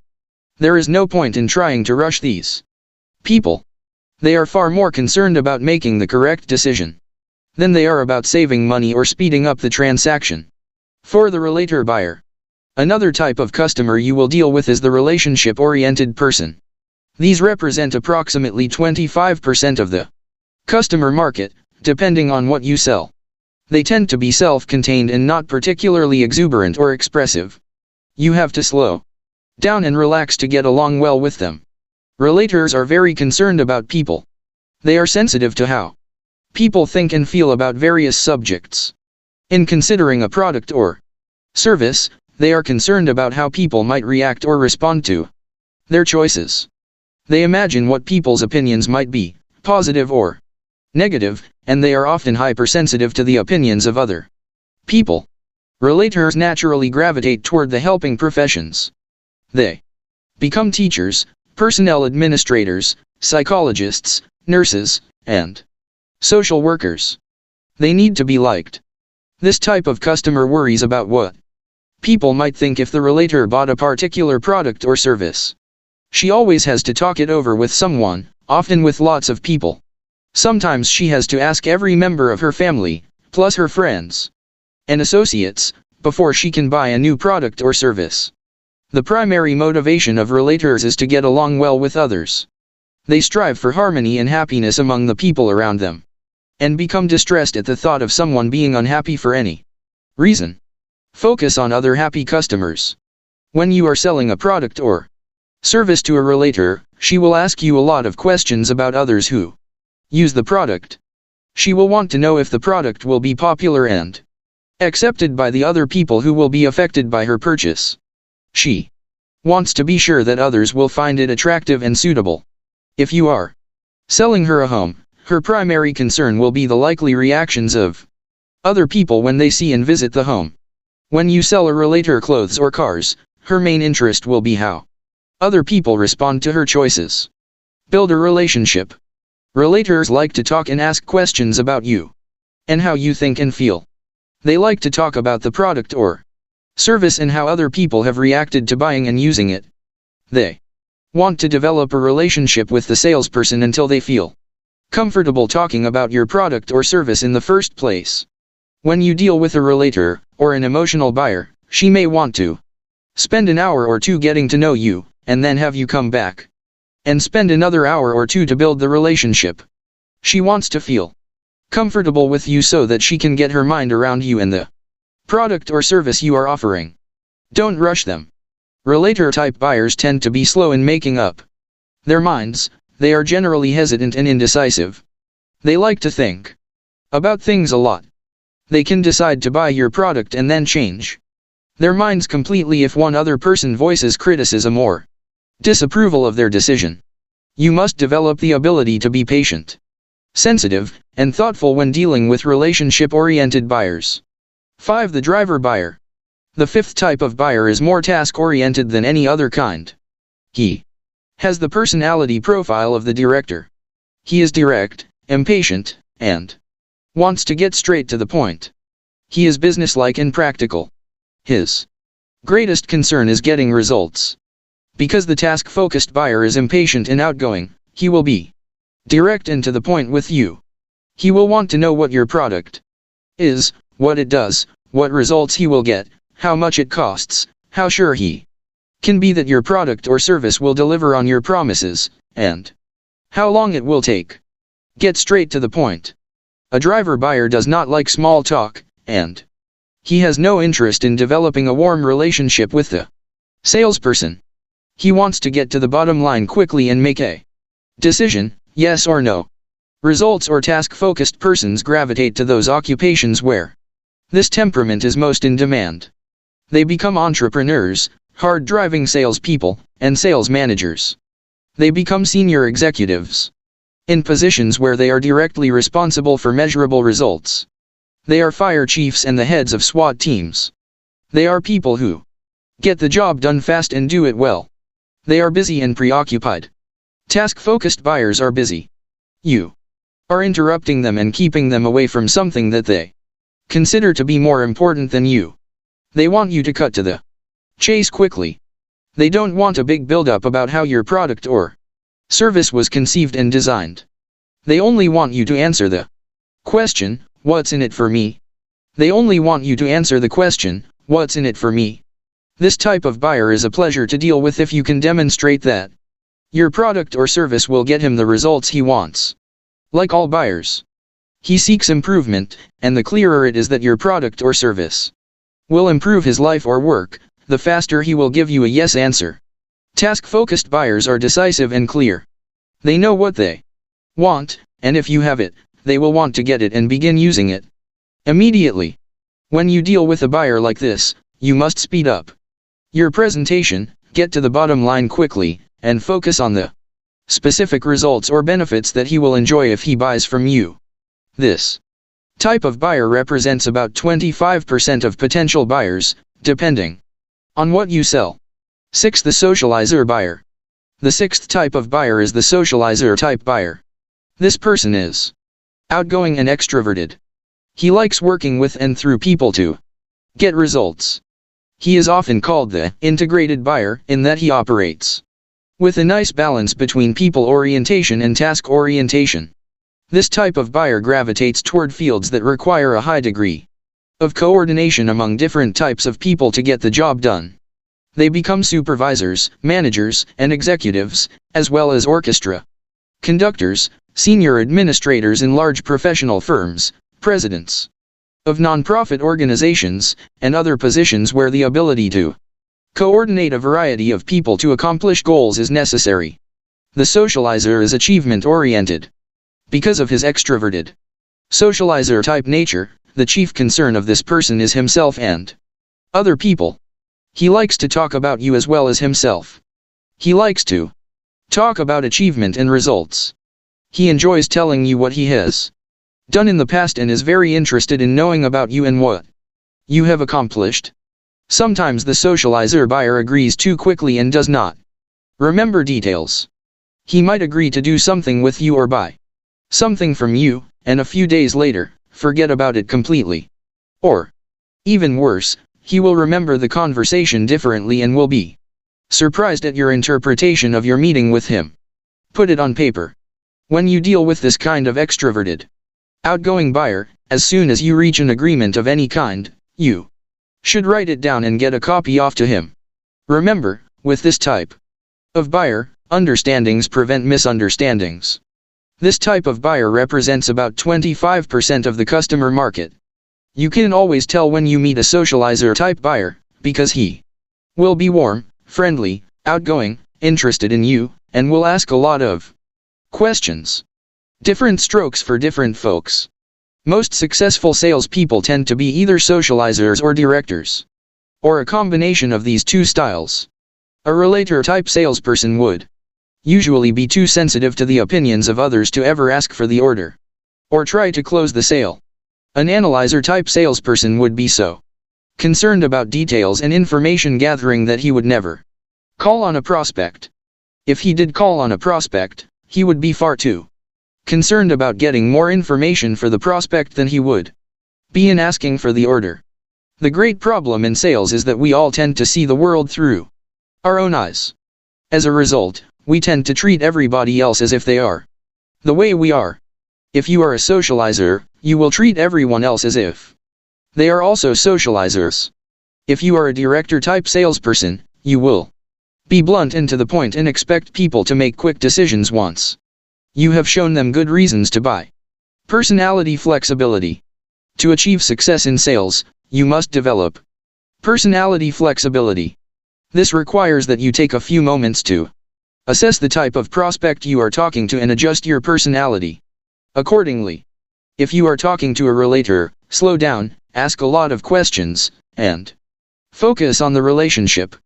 Take the time to help the prospect understand how your product or service will be appreciated and accepted by others who will be affected by it.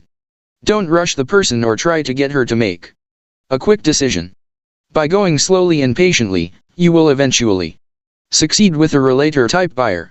When dealing with an analyzer, again you must slow down and concentrate on details.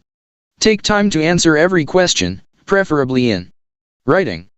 Be specific with regard to your claims. In your conversation, allow silences and give the prospect an opportunity to think about what you have just said. Be patient, polite, and persistent. Give the customer what he wants. In dealing with a director type buyer, you must get straight to the point. Even if you are a socializer and you like to talk and get to know people, you must hold this tendency in check while dealing with a driver. Instead, answer his questions directly and focus on the bottom line result he will get from using your product or service. The more convinced the driver is that your product or service will help him in a short period of time, the faster he will make a buying decision. When dealing with a socializer, be positive and open. When the prospect begins talking about personal or business matters that have nothing to do with your product, gently bring the conversation back to focus on the reason for your visit. When the prospect agrees to go ahead, write the sale up quickly and get a signature as fast as you can. Otherwise, he might forget. Take time to observe and analyze others. Before you begin to sell, figure out what type of person you are talking to, and then structure your answers and your presentation in such a way that it satisfies their needs rather than yours. Even better, develop 4 separate sales presentations: the analyzer/thinker, the relator/people person, the director/driver, and the socializer/achievement type of buyers. Be prepared to slip in and out of different sales roles as you find yourself dealing with different types of customers. Moving right along. The true beginning of the sales process is after the salesperson has established a certain degree of trust and rapport with the prospect. Trust is the major factor in the sales process today. Until a person likes and trusts you, he is not open to what you are selling or how good it can be for him or his company. Trust is everything. The bigger the product or service, the longer it usually takes to develop this feeling of trust and rapport. With large products or services, the entire first meeting can be taken up with feeling each other out and sensing whether or not there is a good fit between a salesperson and the company. The way to build trust. The very best way to build trust in a sales relationship is to ask the prospect questions and listen carefully to the answers. The more you show that you are genuinely interested in the prospect and his situation, the more the prospect will be open to giving you information and accepting your recommendations. And never even start talking about your product or service until you have activated the friendship factor. You have to develop a bond of friendship before you can bridge into the development of a customer relationship. Customers are careful in selling expensive, sophisticated products with long life and installation time. It will often take 3 or 4 visits just to reach the point where the relationship is strong enough that you can talk business seriously. It is not uncommon for the sales process to require 6 months or more of meetings and proposals before the customer feels comfortable enough to make a large, long-term commitment. Be patient. There is a good reason for this caution and delay. In many cases, the prospect's reputation and even career can be on the line. If he makes the wrong buying decision for his company, it can cost him his job. He can be demoted or even fired. For this reason, he cannot afford to make a mistake. Begin qualifying early. Use the approach close or the demonstration close in your first interaction with the customer. This enables you to qualify him immediately. The answer to one or both of these questions tells you at the beginning whether or not he is in the market for your product.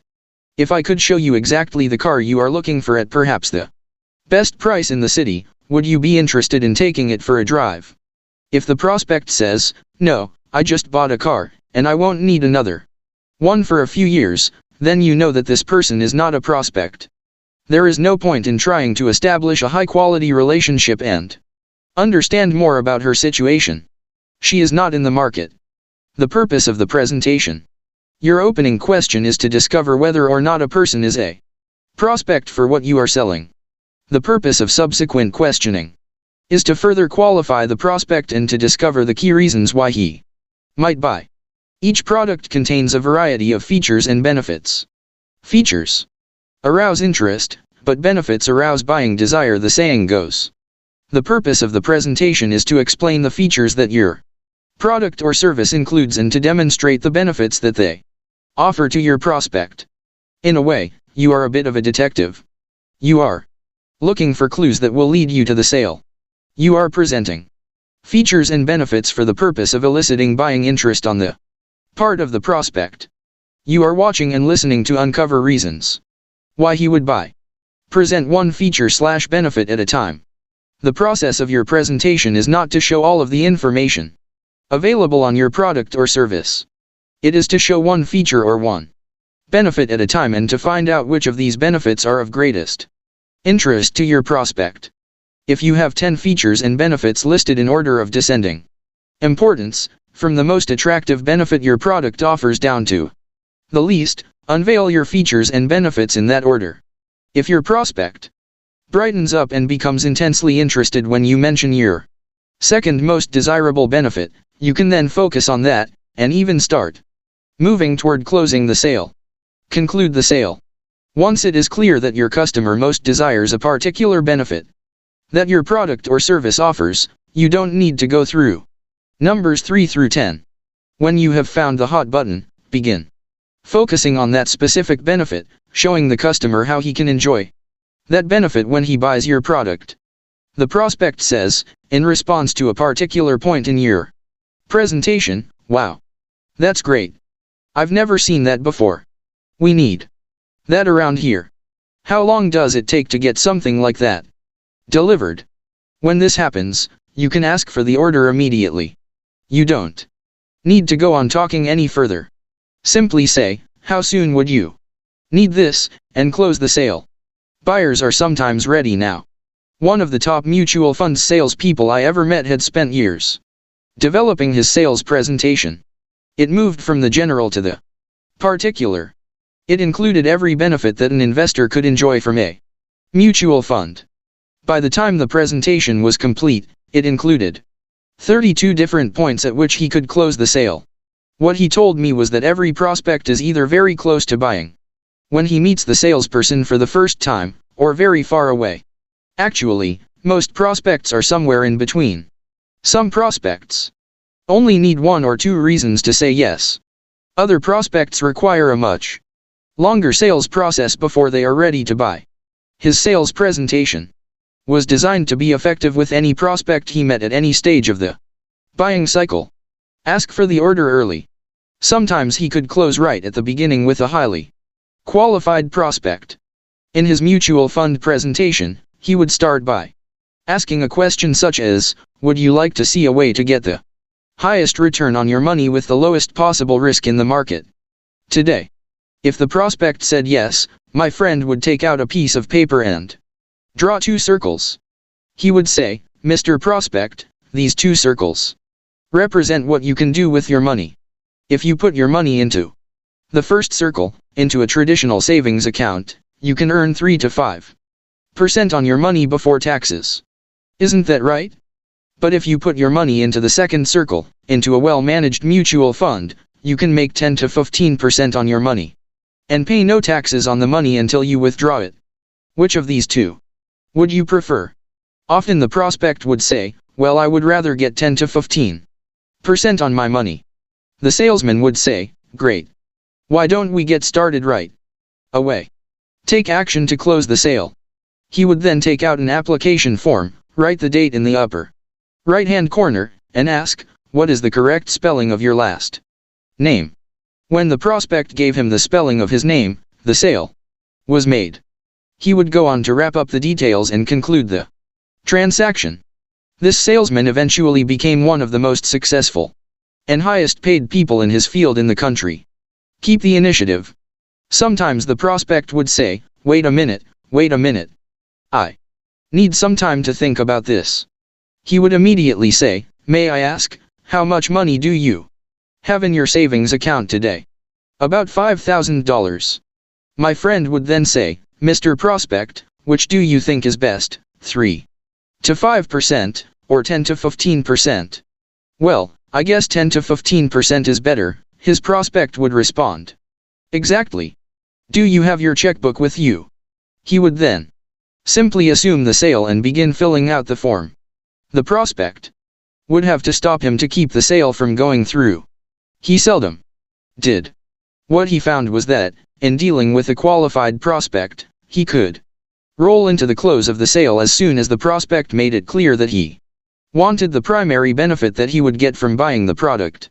What we have found over the years is that many sales are delayed far longer than they need to be because salespeople are reluctant to ask for the order and bring the transaction to a close. Many sales are delayed far longer than they need to be because salespeople are reluctant to ask for the order and bring the transaction to a close. Selling tangibles versus intangibles. Closing the sale on a tangible product requires a different method than closing on an intangible product. When you have made a presentation on a tangible product, such as a car, a photocopier, a cellular telephone or a refrigerator, and the prospect has no further questions, you should ask for the order immediately. When the prospect fully understands what you are selling, how it works, and how he or she will benefit from owning and enjoying it, it is time to close the sale. When you have completed your presentation, the prospect knows everything that he will ever know about buying and enjoying your product or service. He will not learn anything new or different after you leave or he leaves. This is the high point of the sales presentation. From this point onward, the customer will gradually forget the features and benefits of the product and gradually lose his interest and desire in purchasing. Be polite but persistent.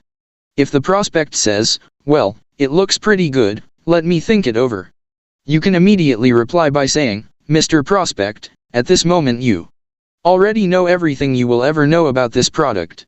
From what you've told me, it looks like it's an excellent choice for you. Why don't you just take it? You will be absolutely amazed at how often the prospect will say, well, okay, I'll take it. But if you give the prospect an opportunity to walk away and think it over, chances are the prospect will gradually forget why he was ever attracted to your product or service in the first place. Even worse, the prospect will run into another salesperson who is a little more assertive and will end up buying your product from the other person. This happens all the time. No more callbacks.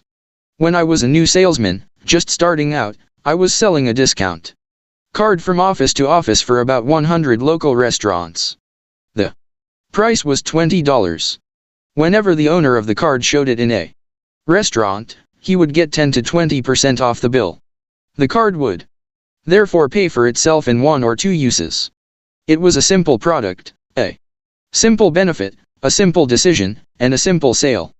But when I went out selling, I was really nervous. I would make my presentation and then wait. The prospect would invariably say, "Well, let me think it over." I would thank the prospect very much and promise to call back on him in a few days after he had a chance to think it over. Surprise, surprise. Nobody ever thought it over, and nobody bought the card. When I phoned, the prospect was never available. If I went back to his office, I was left sitting in the waiting room indefinitely. I was making almost no sales, and I was getting desperate. The light went on. One day, I had a revelation. I realized that it was me who was causing prospects to hesitate from buying. I had already decided in the back of my mind that people needed to think it over. I would even suggest, if the prospect was hesitating, "Why don't you think it over?" From that day forward, I developed a new tactic. After I had given my presentation and the prospect said, "Well, let me think it over," I would say, "I'm sorry. I don't make callbacks." I remember the first time I said this to a prospect. He was surprised. He said, "What do you mean?" I told him, "Mr. Prospect, you know everything you need to know to make a decision today. This is a great product that pays for itself in 1 to 2 uses. After that you can save 5 or 100 times the cost of the card. Why don't you just take it?" To my surprise, the prospect said, "Okay. That makes sense. I'll take it." I walked out with a whole new attitude toward selling and closing. On my next call, I did and said the same things and again got a sale. On my third call, it was the same. Soon, I was selling more than anybody else in my company, and more than most of them put together. I sold to virtually every person I spoke to because I refused to make callbacks. Think about how this might apply to your selling as well. Intangibles are different. If you are selling an intangible product, where the prospect may or may not be in a position to benefit from the values contained in your offering, you usually need to make more than one call. On the first call, you merely separate prospects from suspects. You ask questions and qualify the prospect to determine whether or not he can benefit from what you sell. You find out his exact needs and then arrange to return for a second appointment with some recommendations and perhaps a written proposal. Use the sales two-step. In selling an intangible product, such as an insurance policy, an investment, or any kind of service that requires customizing and tailoring to the specific needs of the customer, use the two-step sale. On your first call, you ask questions to determine if the prospect can benefit from your product or service. On the second call, you return with a proposal or a recommendation, complete with prices and terms, and show the prospect how he or she can most benefit from what you are selling. The reason you use a two-step sale when selling a more complex service is because you are not in a position to make a buying recommendation in the first call. You do not have enough information, nor do you have sufficient rapport and trust to ask for the order. Prior planning prevents poor presentations. One behavior that separates highly paid professionals from poorly paid amateurs in the sales profession is the planned presentation. The planned presentation is 20 times more powerful than the spontaneous presentation. All sales professionals in the top 10% use a planned presentation. The low money earners, those in the bottom 80% of salespeople, simply say whatever comes out of their mouths when they meet with customers. This is not the path for you. Low money earners, those in the bottom 80% of salespeople, simply say whatever comes out of their mouths when they meet with customers. This is not the path for you. The planned presentation is a step-by-step process of learning and teaching. It begins with your opening question. From your opening question, you move through the process of learning the situation and needs of the prospect to teaching the prospect what your product does and what it can do for him. You move from the general to the particular, the known to the unknown.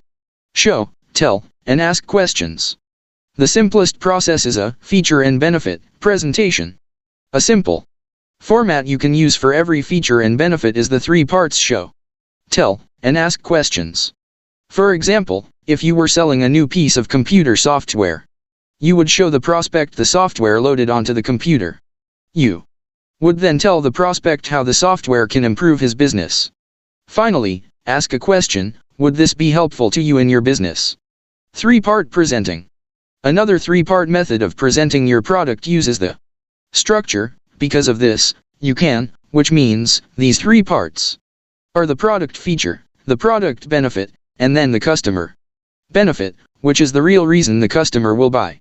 For example, if you were selling a flat-screen television that hangs on the wall, you could say, because of this flat-screen product feature, you can see from every angle product benefit, which means that you can turn your living room into a theater for your family and friends. Customer benefit.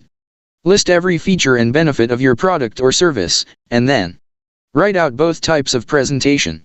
Show what it is, tell what it does, and then ask for feedback or approval.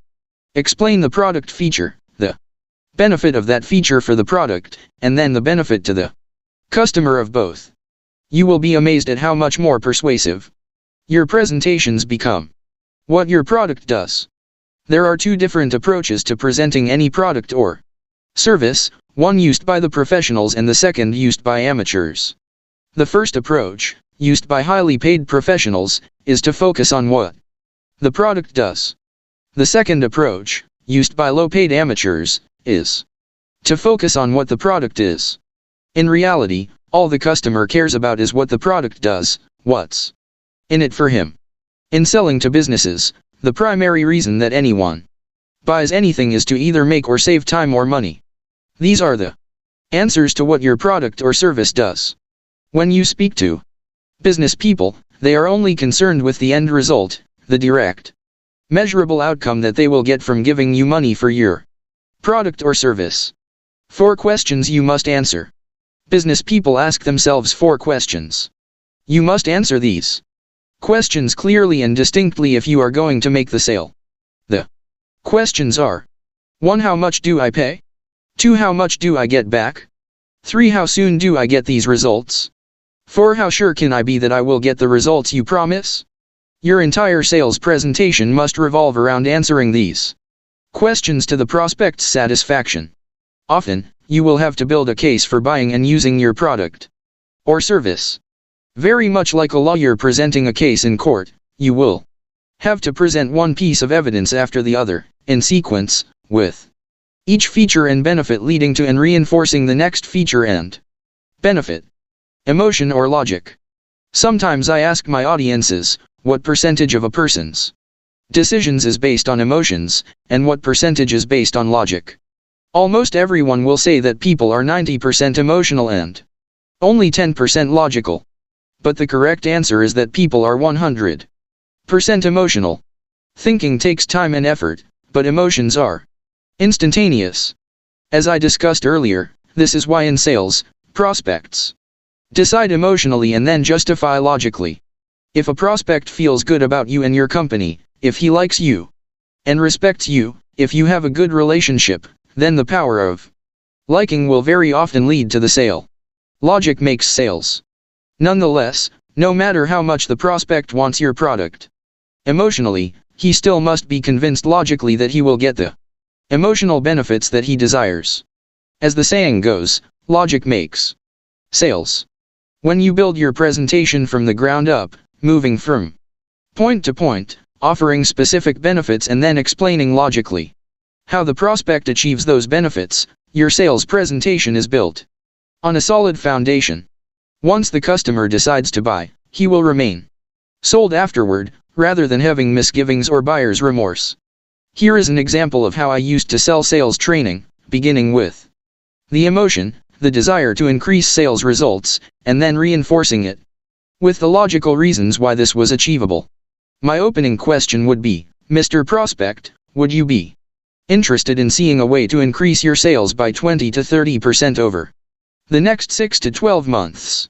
If the prospect was responsible for sales, and qualified, he would say, "Sure, what is it?" I would respond, "Mr. Prospect, this is a proven methodology that has worked for hundreds of companies to increase their sales, and it is unconditionally guaranteed. If it doesn't work, it costs you nothing. This would immediately relax the prospect and enable him to open up and listen to me with great interest. Ask logical questions. Mr. Prospect, who are your highest paid salespeople? Are they the ones with the highest levels of motivation or the lowest levels of motivation? The prospect would always say, my top people are the most motivated. I would say, great, that's what everyone says. Let me tell you what I think is the best definition of motivation. It is this: motivation comes from an enhanced feeling of competence. In other words, Mr. Prospect, people are the most motivated when they feel that they are most capable of getting results. Isn't that true? The prospect would almost always agree. Mr. Prospect, what we have found is that the more you train your people with proven sales skills and techniques, the more motivated they are to use them to make more sales and more money for themselves. Does that make sense to you? Again, the prospect would almost always agree. Mr. Prospect, what we've found is that when we train people with these advanced selling skills, their sales go up immediately. More important, once they have these new skills, they can use them over and over to get even better results.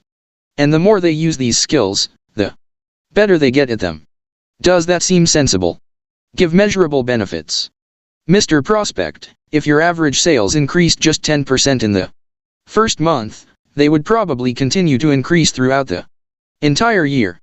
Isn't that right? Again, the prospect would agree. Mr. Prospect, if your sales went up steadily from the first month throughout the entire year, they would easily increase 20 to 30% on average. How much would that mean in terms of total dollars to your bottom line if you increased your sales 20 to 30% over the next 12 months? The prospect would quickly calculate that his return on investment in sales training would easily be 1000% or more.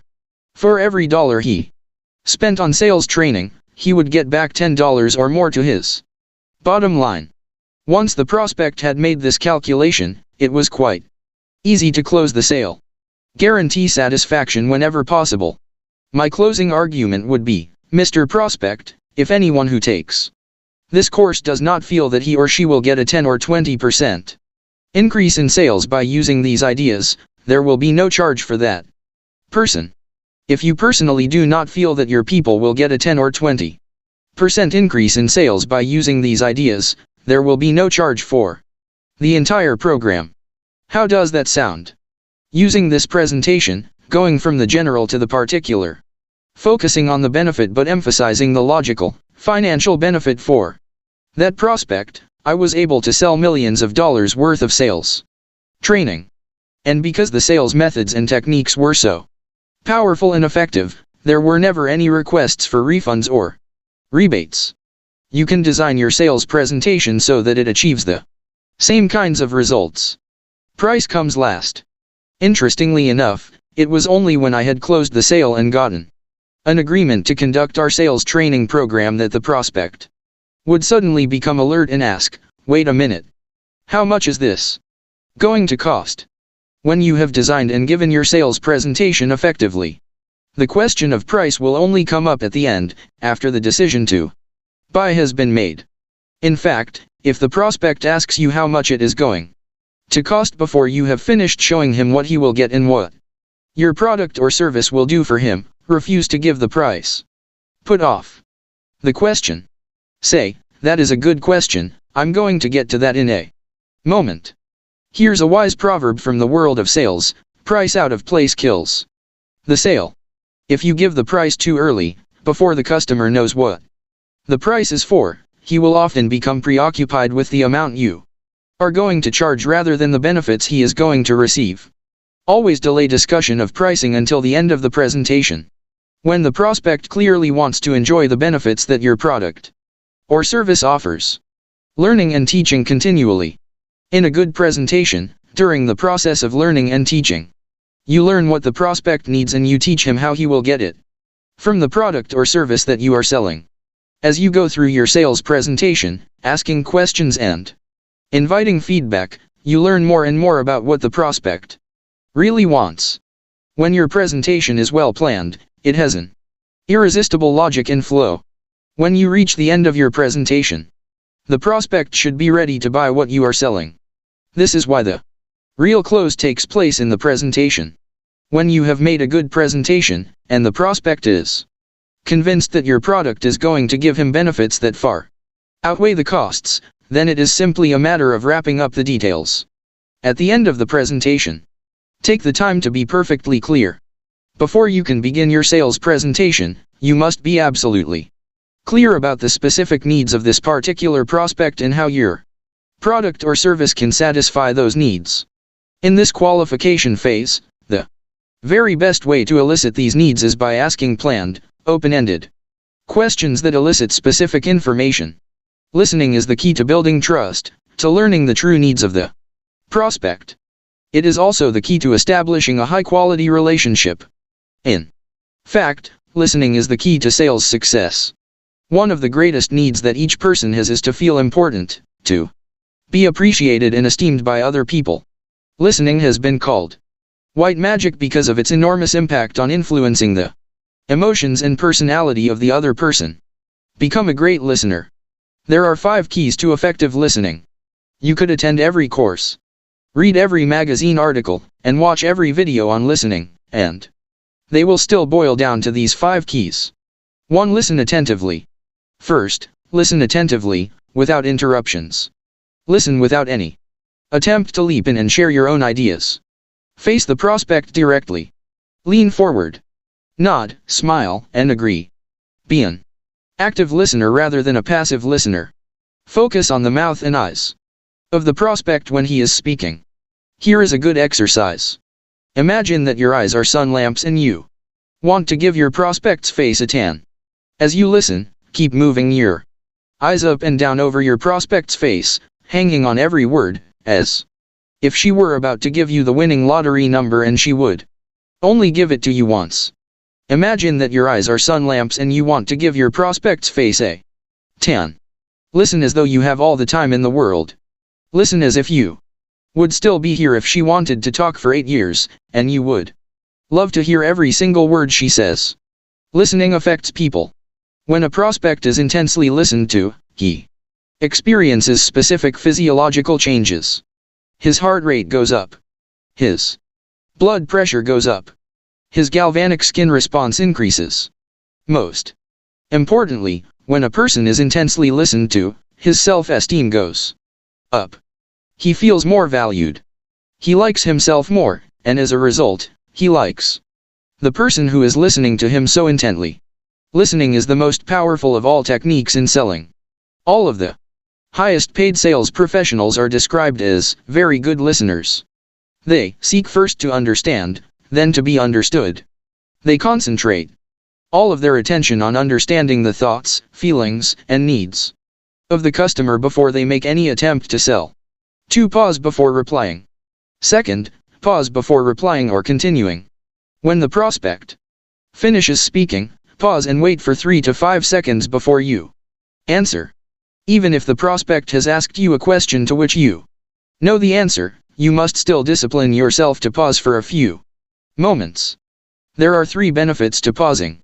First, when you pause, you convey to the prospect that you are carefully considering what he just said.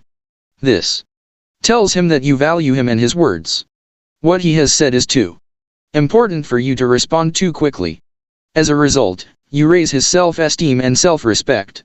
You make him feel better about himself, and by extension, better about you. The second benefit of pausing is that it allows you to hear the prospect at a deeper level of mind. It's almost as though words soak into your mind as water soaks into the soil. When you allow silence after the prospect's words, you actually understand what he or she really meant. Much more than you would if you replied immediately.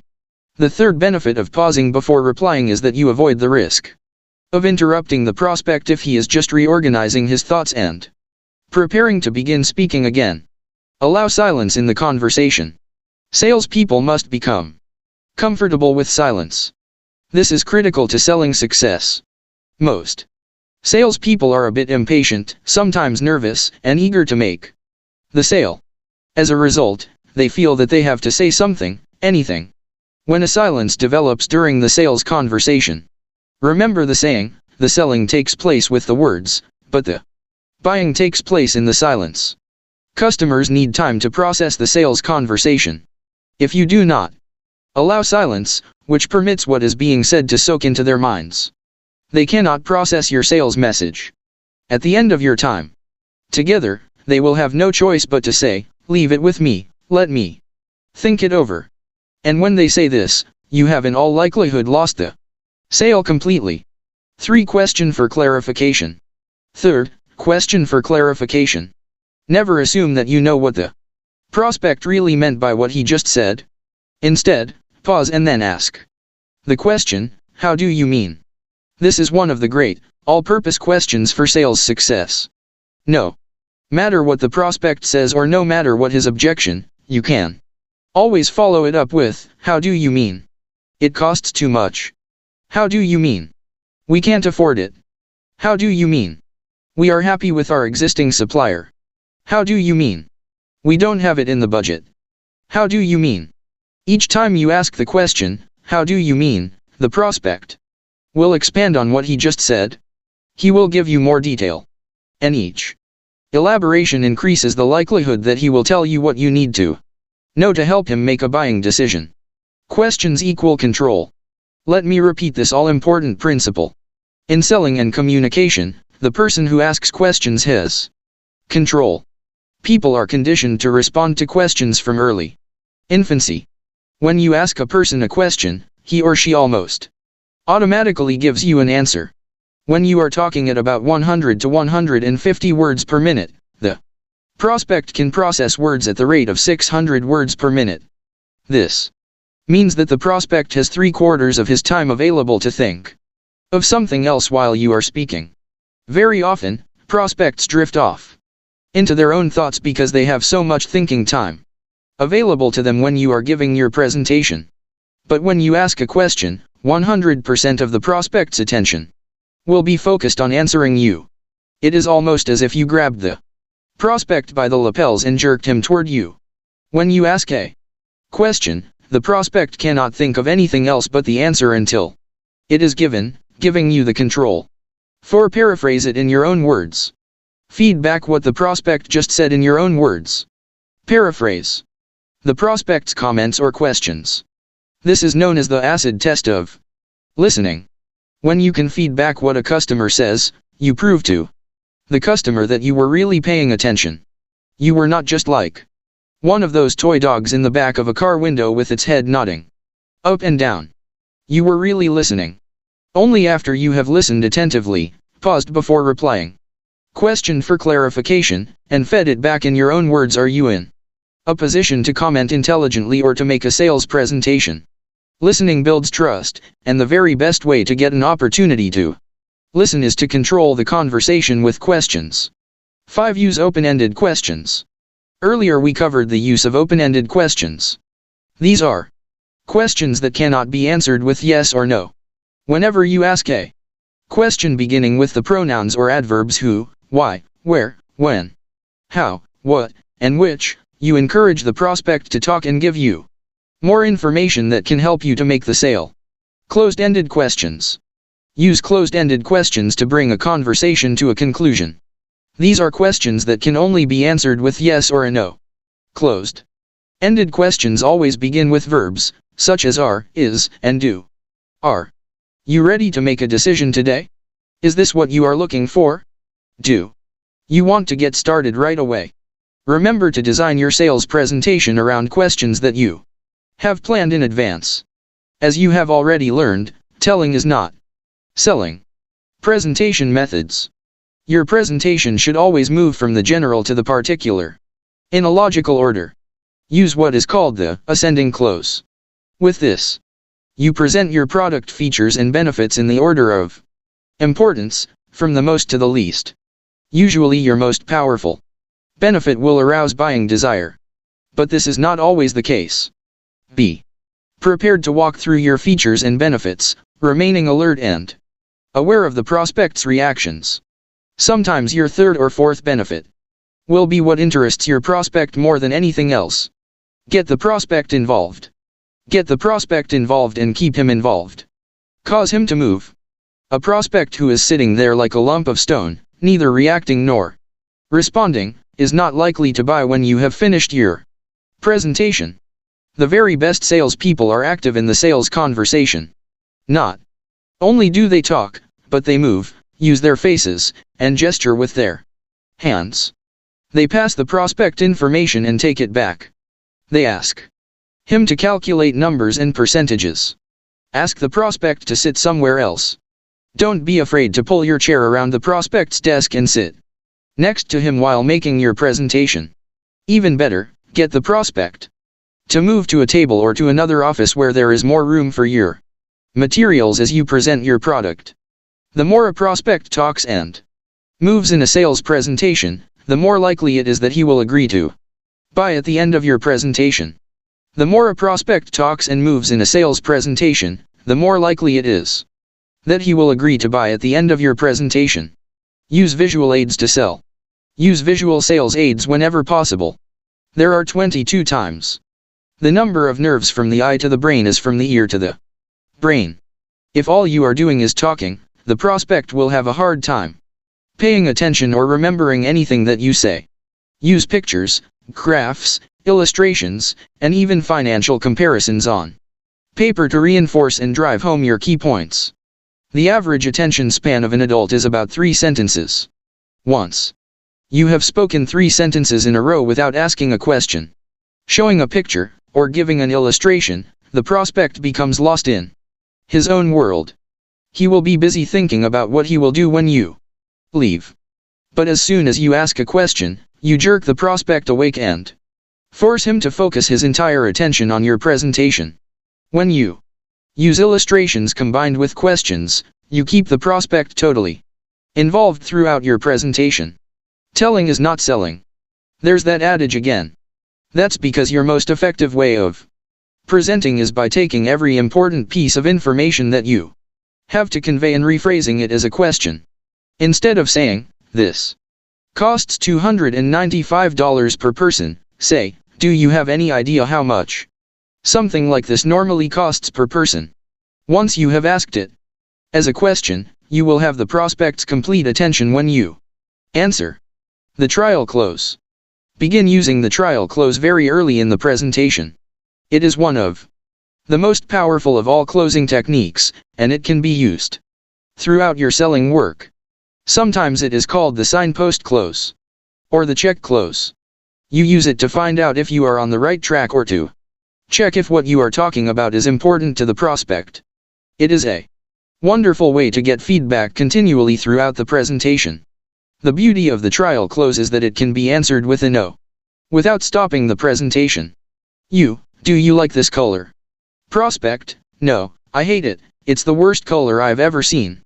No problem, we've got lots of other colors you would like better. Ask for feedback.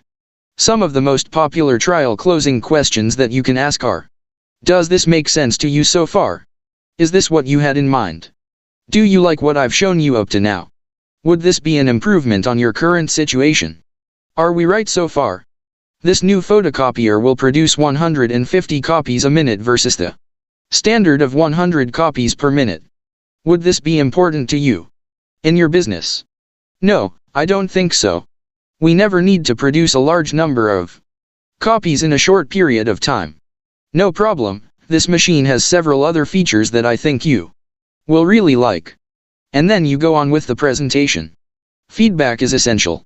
When the prospect says no to a particular feature or benefit, he is giving you valuable feedback. He is not saying no to the entire offer. He is only saying no to that particular feature.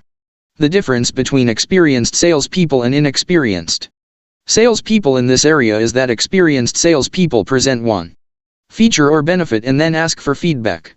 They make sure that they understand what the customer is thinking at each state of the sales presentation. Inexperienced salespeople, out of nervousness, present every feature and benefit, one after another, without hesitating or stopping to get feedback. At the end of the presentation, the customer has gone into overload and has no choice but to say, "Leave it with me, let me think it over." The power of suggestion close. You can use the power of suggestion close throughout the presentation to plant seeds of readiness in the customer's mind. People think and make buying decisions largely based on stories and word pictures. People take in information in a logical form, but your brain can only hold a certain amount of data. However, your brain can hold millions of pictures and stories. The very best salespeople are those who continually paint emotional word pictures about their product. Word pictures create images in the customer's mind. These images often trigger emotions such as buying desire. Long after the presentation, the prospect will forget all the facts you gave, but will still remember clearly the pictures and stories. Create word pictures. For example, imagine that you are selling a car. You can say, "You are really going to love the way this car handles in the mountains." What happens when you say this? The prospect sees and thinks of the car driving through the mountains. He or she instantly transports into driving this car around curves with forests and lakes on either side. If you are selling homes, you could say, "You are really going to enjoy living on such a quiet street. It is just beautiful here. There is not a sound. In the evenings, it's so relaxing." When you describe a house like this, the individual immediately reaches out mentally and emotionally for the benefits. When his friends later ask why he bought this particular house, he will almost invariably talk about the house in terms of how quiet the neighborhood is. Double your responses. When I was working as a sales consultant for a residential real estate company, we developed a powerful telephone question that doubled the number of people coming in to look at houses. In the business of residential real estate, companies place advertisements in the newspapers for homes for sale, inviting prospective buyers to phone for more information. In most cases, prospective buyers will telephone, ask for the very best price and terms available for that house, and then hang up. Too often, the real estate company won't even get a chance to meet and talk to these people. Answer questions with questions. Rather than giving facts and details on the home, we taught them to answer inquiries with a simple question. "Thank you for calling. May I ask you a question? Are you looking for an ideal home in a quiet neighborhood?" This question was carefully formulated. When the person answering the phone asked this question, it immediately triggered two mental pictures in the mind of the prospective buyer. The first mental picture was his or her personal definition of an ideal home. This picture is different for every person, but the three words instantly caused the caller to visualize what he or she personally considered to be an ideal home. The second picture this question triggered was the scene of a quiet neighborhood. The two pictures in combination invariably elicited the answer, "Of course. Do you have something that fits that description?" The real estate agent would say, "Well, as a matter of fact, we have two houses that have just been listed that you might like to see. They aren't even in the newspapers yet. When would you have time to take a look at them?" This simple approach, using the power of suggestion close, more than doubled the flow of prospects coming through this real estate office. Once prospects had come in and gone out to visit homes with one of the real estate agents, they typically stayed with that agent until they had found the type of home they were looking for, talking past the sale close. In conjunction with the power of suggestion close, you can use the talking past the sale close. This method is very simple. You talk to the prospect as if he has already bought the product or service. You don't even ask him for a buying decision. You simply talk about how much he is going to enjoy the product or service now that he owns it. For example, the prospect is considering retaining the services of your company. You say, "You are going to love the type of service that you get from our company. When you place an order, it's confirmed within 30 minutes and out within 3 days, faster than any other company in the business." This immediately creates a mental picture of speed and efficiency in the customer's mind. The customer projects himself into the person of a satisfied customer, and sees himself enjoying the benefits you just described. You are going to adore living in this neighborhood. Even though it's quiet and peaceful, it's close to schools, shopping, and the freeway to get to work. This is a good choice. With this photocopier in your office, It will sit over there in your staff room producing 100 copies a minute, and it will be so quiet that you won't even know it's on. In every case, prospects become customers when they have clear, exciting, emotional word pictures of themselves enjoying the benefits of the product or service that you are selling. Your job is to create as many exciting pictures as possible of the customer benefiting from what you sell. The more of these pictures you can create, the more irresistible your offer becomes. Your job is to create as many exciting pictures as possible of the customer benefiting from what you sell. Top sales strategy. One of my graduates is a top salesperson for a recreational vehicle dealership.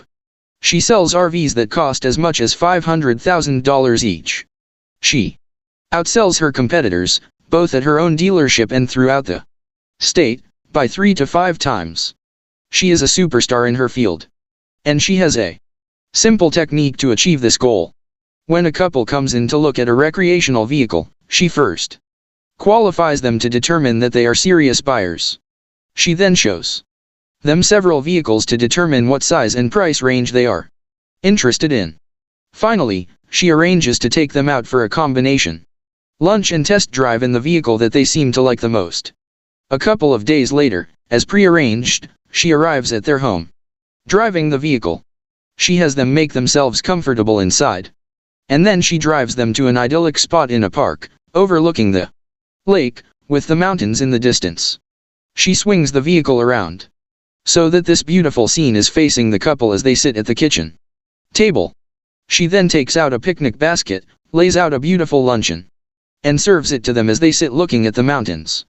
After lunch and after answering all their questions, she says, "Isn't this a beautiful way to live? Wouldn't you just love to be able to get away in this vehicle anytime you wanted?"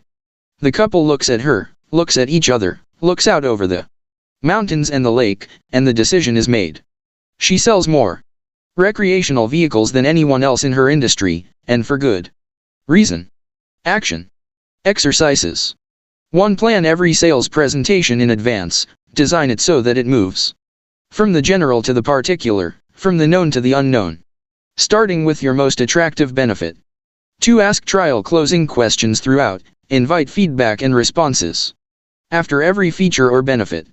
3. Take the time to determine the buyer personality style of the prospect you are talking to. Make note of the questions he/she asks. These are good indicators. 4. Practice flexibility with your prospects and customers. Speed up or slow down, be general or specific, so that you can sell to more diverse people. 5. Create emotional mental pictures of how happy your prospect will be while owning and using your product or service. 6. Design each part of your presentation to show, tell, and ask questions about each feature and benefit you present. Keep the prospect involved and active. 7. Become an excellent listener. Ask good questions, listen without interrupting, pause before replying, and feed it back in your own words to prove that. 8. 10 keys to success in selling. Be true to the best you know. This is your high ideal. If you do your best, you cannot do more. H.W. Dresser. The top 20% of salespeople earn 80% of the money. The top 5% or 10% of salespeople earn vastly more than that. Your goal is to become one of the very best and highest paid people in your profession. Fortunately, this is easier than you might think. Success is predictable. One of the turning points in my life was when I learned about the law of cause and effect. This law says that for every effect, such as high income, there is a specific cause, or causes. If you do what other successful people do, you will eventually get the same results that they do. In the remaining pages, I would like to pass on to you some of the causes, or reasons, for great success. The more of them you practice, the better results you will get. Once you learn these ideas, you can practice them time and again. The more you practice them, the less effort will be required for optimum results. You will move on to the fast track in your sales career. 1. Do what you love to do. All truly successful, highly paid people, including salespeople, love what they do. You must learn to love your work and then commit yourself to becoming excellent in your field. These two go together, like a hand in a glove. Invest whatever amount of time is necessary, pay any price, go any distance, make any sacrifice to become the very best at what you do. Commit to excellence. Join the top 10%. Excellence is a decision. Sadly enough, the majority of people will often spend their entire lives in selling, and it will never occur to them that they should commit themselves to becoming excellent in doing it. The good news is that you do not have to be the best in the world to live an extraordinary life. Success in sales goes to the person who is just a little better in the critical areas of selling. If you take the time and make the effort, if you really put your whole heart into what you are doing and learn to love the profession of selling, you will move into the big money ranks of sales professionals. Self-esteem and success. We spoke earlier about the importance of self-esteem and success. Psychologists have discovered that you can never really feel happy about yourself until you know that you are good at what you do. You can never genuinely like yourself and accept yourself as a worthwhile person until you have become very good in your chosen field. The reason many people are unhappy is because when they wake up in the morning and look at themselves in the mirror, the person who looks back at them is not very good at anything that makes much of a difference. Men especially get their sense of self-worth from knowing that they are competent in their fields. If a man is not particularly good at what he does and is not recognized by others for his competence and ability, he feels unhappy and unfulfilled. You can be the best. Every single person has the ability to be good at something. Everyone has the ability to excel. It is almost as though nature has built an excellence gene into each person. And it is up to each person to discover what his or her area of excellence is, and then to put his or her whole heart into becoming really good in that area. Michael Jordan was once complimented on his skills as a basketball player. The journalist said to him, "You were lucky to be born with such tremendous athletic ability." Jordan replied, "Everybody has ability, but talent takes hard work." Many people make the mistake of thinking that if they have the ability to excel in a field, it will come naturally. But the fact is that excellence is the result of years of hard, dedicated effort in a single direction. There is no substitute for hard work. To decide exactly what you want. Don't be wishy-washy or vague. Decide exactly what it is you want in life. Set it as a goal and then determine what price you are going to have to pay to get it. Most people never do this. According to the research, only about 3% of adults have written goals. And these are the most successful and highest paid people in every field. They are the movers and shakers, the creators and innovators, the top salespeople and entrepreneurs. Almost everyone works for them. Only about 3% of adults have written goals. And these are the most successful and highest paid people in every field. The goals formula. Here is a simple 7-step formula for setting and achieving goals. I teach it everywhere I go, and it has often been life-changing for my seminar participants. First, decide exactly what you want. If you want to increase your income, be specific about the exact amount that you want to earn. Second, write it down. A goal that is not in writing is merely a fantasy. It has no power or energy behind it. It is like a cartridge with no powder. Or like cigarette smoke in the air. Third, set a deadline on your goal. Your subconscious mind loves deadlines. It requires a forcing system to activate all its powers. If it is a large enough goal, set sub-deadlines. If it is a 10-year goal, set a goal for each year, and then for each month of the coming year. Continually measure your progress against your goal and your deadlines. Fourth, make a list of everything you can think of that you can possibly do to achieve your goal. When you think of new activities, add them to your list. Keep working at it until your list is complete. The more individual steps you write down on your list, the more excited you become about achieving your goal and the more motivated you will be. Henry Ford said, "Any goal, no matter how large, can be achieved if you break it down into enough small steps." Fifth, organize the list by sequence and priority. When you organize by sequence, you decide what has to be done before something else has to be done. You determine what comes first, what comes second, and so on. When you organize by priority, you determine the most important item on your list, and then the second most important, then the third, fourth, and so forth. Once you have a list of steps, organized by sequence and priority, you have a plan. A person with a goal and a plan will run circles around a person with only a wish and a hope. Sixth, take action on your goal, whatever it is. The primary reason that people succeed greatly is because they are action-oriented. The primary reason that people fail is because they do not take action. Failures always have an excuse to procrastinate, until finally their energy and desire are gone and they are back to where they started. Seventh, do something every day that moves you toward your most important goal, whatever it is at that time. Do this 365 days per year. Develop the discipline of working on your goals daily so that it is as normal and as natural to you as breathing in and breathing out. Set 10 goals immediately. Here is an exercise for you. Take a sheet of paper and write the word goals at the top of the page, plus today's date. Then write down 10 goals that you would like to achieve in the next 12 months. Write as quickly as possible.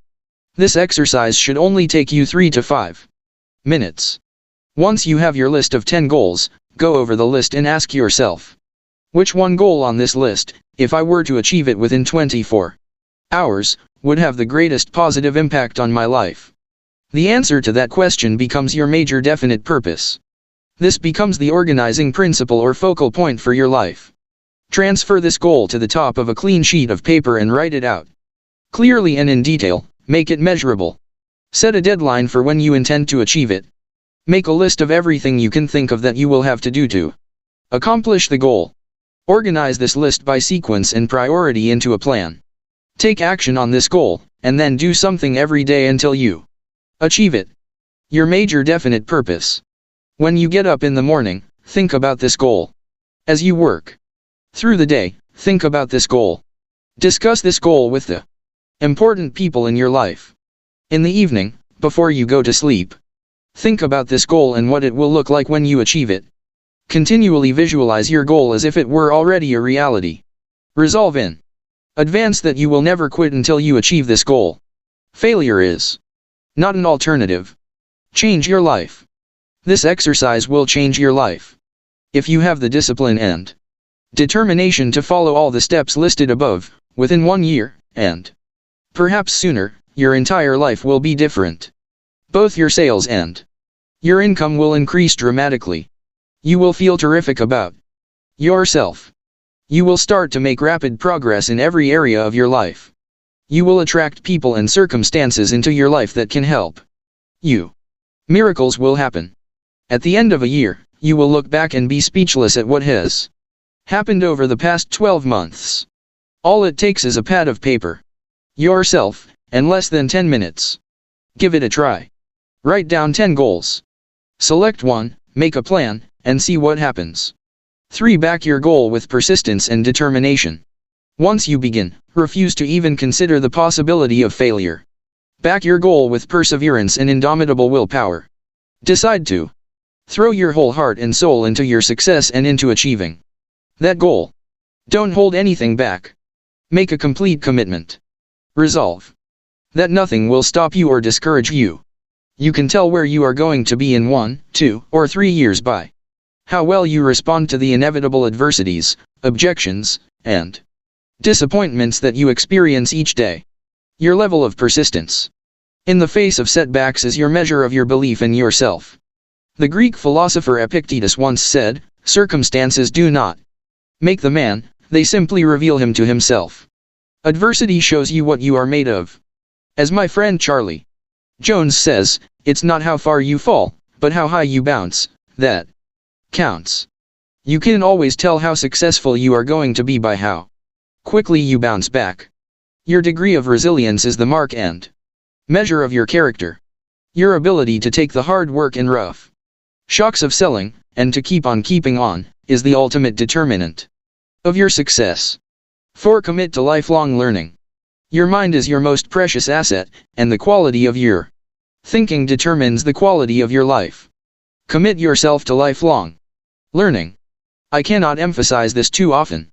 Not long ago, a college student sent out a 39-point questionnaire to all the presidents of Fortune 500 companies. 83 of those presidents completed the questionnaire and sent it back. This is an extraordinary number of responses from such a busy group of people. The student went through the questionnaires to find out what these business leaders considered to be the reasons for their success. Perhaps the most common piece of advice from these top people, repeated over and over again, was, never stop learning and getting better. This applies to you as well. Your mind can appreciate and value. Read, listen to audio programs, attend seminars and courses, and never forget that the most valuable asset you will ever have is your mind. But your mind can be made to appreciate and value. If you purchase a car, it begins to depreciate, to lose its value as soon as you drive it off the dealer's lot. If you buy any kind of physical object, it begins to deteriorate immediately. You can increase the value of your mind by continually feeding it new information that you can use to get better results. Increase your value. Each person starts off in life with a limited amount of practical knowledge that he can use for the benefit of other people. As you learn, you become more valuable. The more knowledge you acquire that can be applied to practical purposes, the greater will be your rewards and the more you will be paid. As you go through life, gaining additional experience, reading more books, and upgrading your skills, your knowledge grows and your rewards in life increase. As you move forward in the line of life, toward the success that is possible for you, the law of cause and effect applies. In success, the law of cause and effect is summarized by learn and do. Every time you learn and practice something new, you move ahead in the line. When you stop learning and doing, you stop moving forward. When you once more start learning and applying what you've learned, you start moving forward again. The more you learn and do, the faster you move toward the front of the line. Keep filling your bucket. Imagine that your current quantity of knowledge and skill is like water in a bucket. The water level determines your income. When you start off in life, your bucket has very little knowledge and skill in it. Your results and rewards are minimal as well. As you increase your level of knowledge and skill, your bucket gets fuller. Your level of rewards and recognition increases. Over the years, your bucket gets fuller, this level increases, and your income goes up. But here's the problem. There is a hole in this bucket. If at any time you stop learning and practicing new skills or adding new knowledge and ideas, you do not stay in the same place. Your water level drops. You actually begin to fall back in the line of life. People start to pass you. If you do not continually upgrade your knowledge and skill, you lose your edge. Your current knowledge and skill become increasingly obsolete and of less value. Never stop learning. An enormous number of adults do not understand this. They get their basic education, but then they try to coast on their minimal knowledge and skill for many years. They are flabbergasted and angry when younger people pass them in the race. They become frustrated. No one has ever told them that continuous learning is as essential as bathing or brushing their teeth each day. If you don't do it for any period of time, it soon becomes evident to everyone around you. If you are not continually learning and growing, the knowledge you have is actually diminishing. The incompetent person of tomorrow is the person who has stopped learning today. The illiterate person is the person who is no longer learning, growing, and increasing his value every single day. The person who does not read is no better than the person who cannot read. Resolve that you are going to learn and practice something new each day. Read every morning, listen to audio programs in your car, take all the training you can get, and continually put your new knowledge into action. 5. Use your time well. Your time is all you have to sell. It is your primary asset. How you use your time determines your standard of living. Resolve therefore to use your time well. Your time is all you have to sell. It is your primary asset. Because of the 80-20th rule, some things you do are worth vastly more than other things, even though they take the same number of minutes and hours. Your goal is to focus on those activities that contribute the very most value to your life and your work.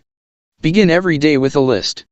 The best time to make up your work list is the night before, prior to wrapping up for the day.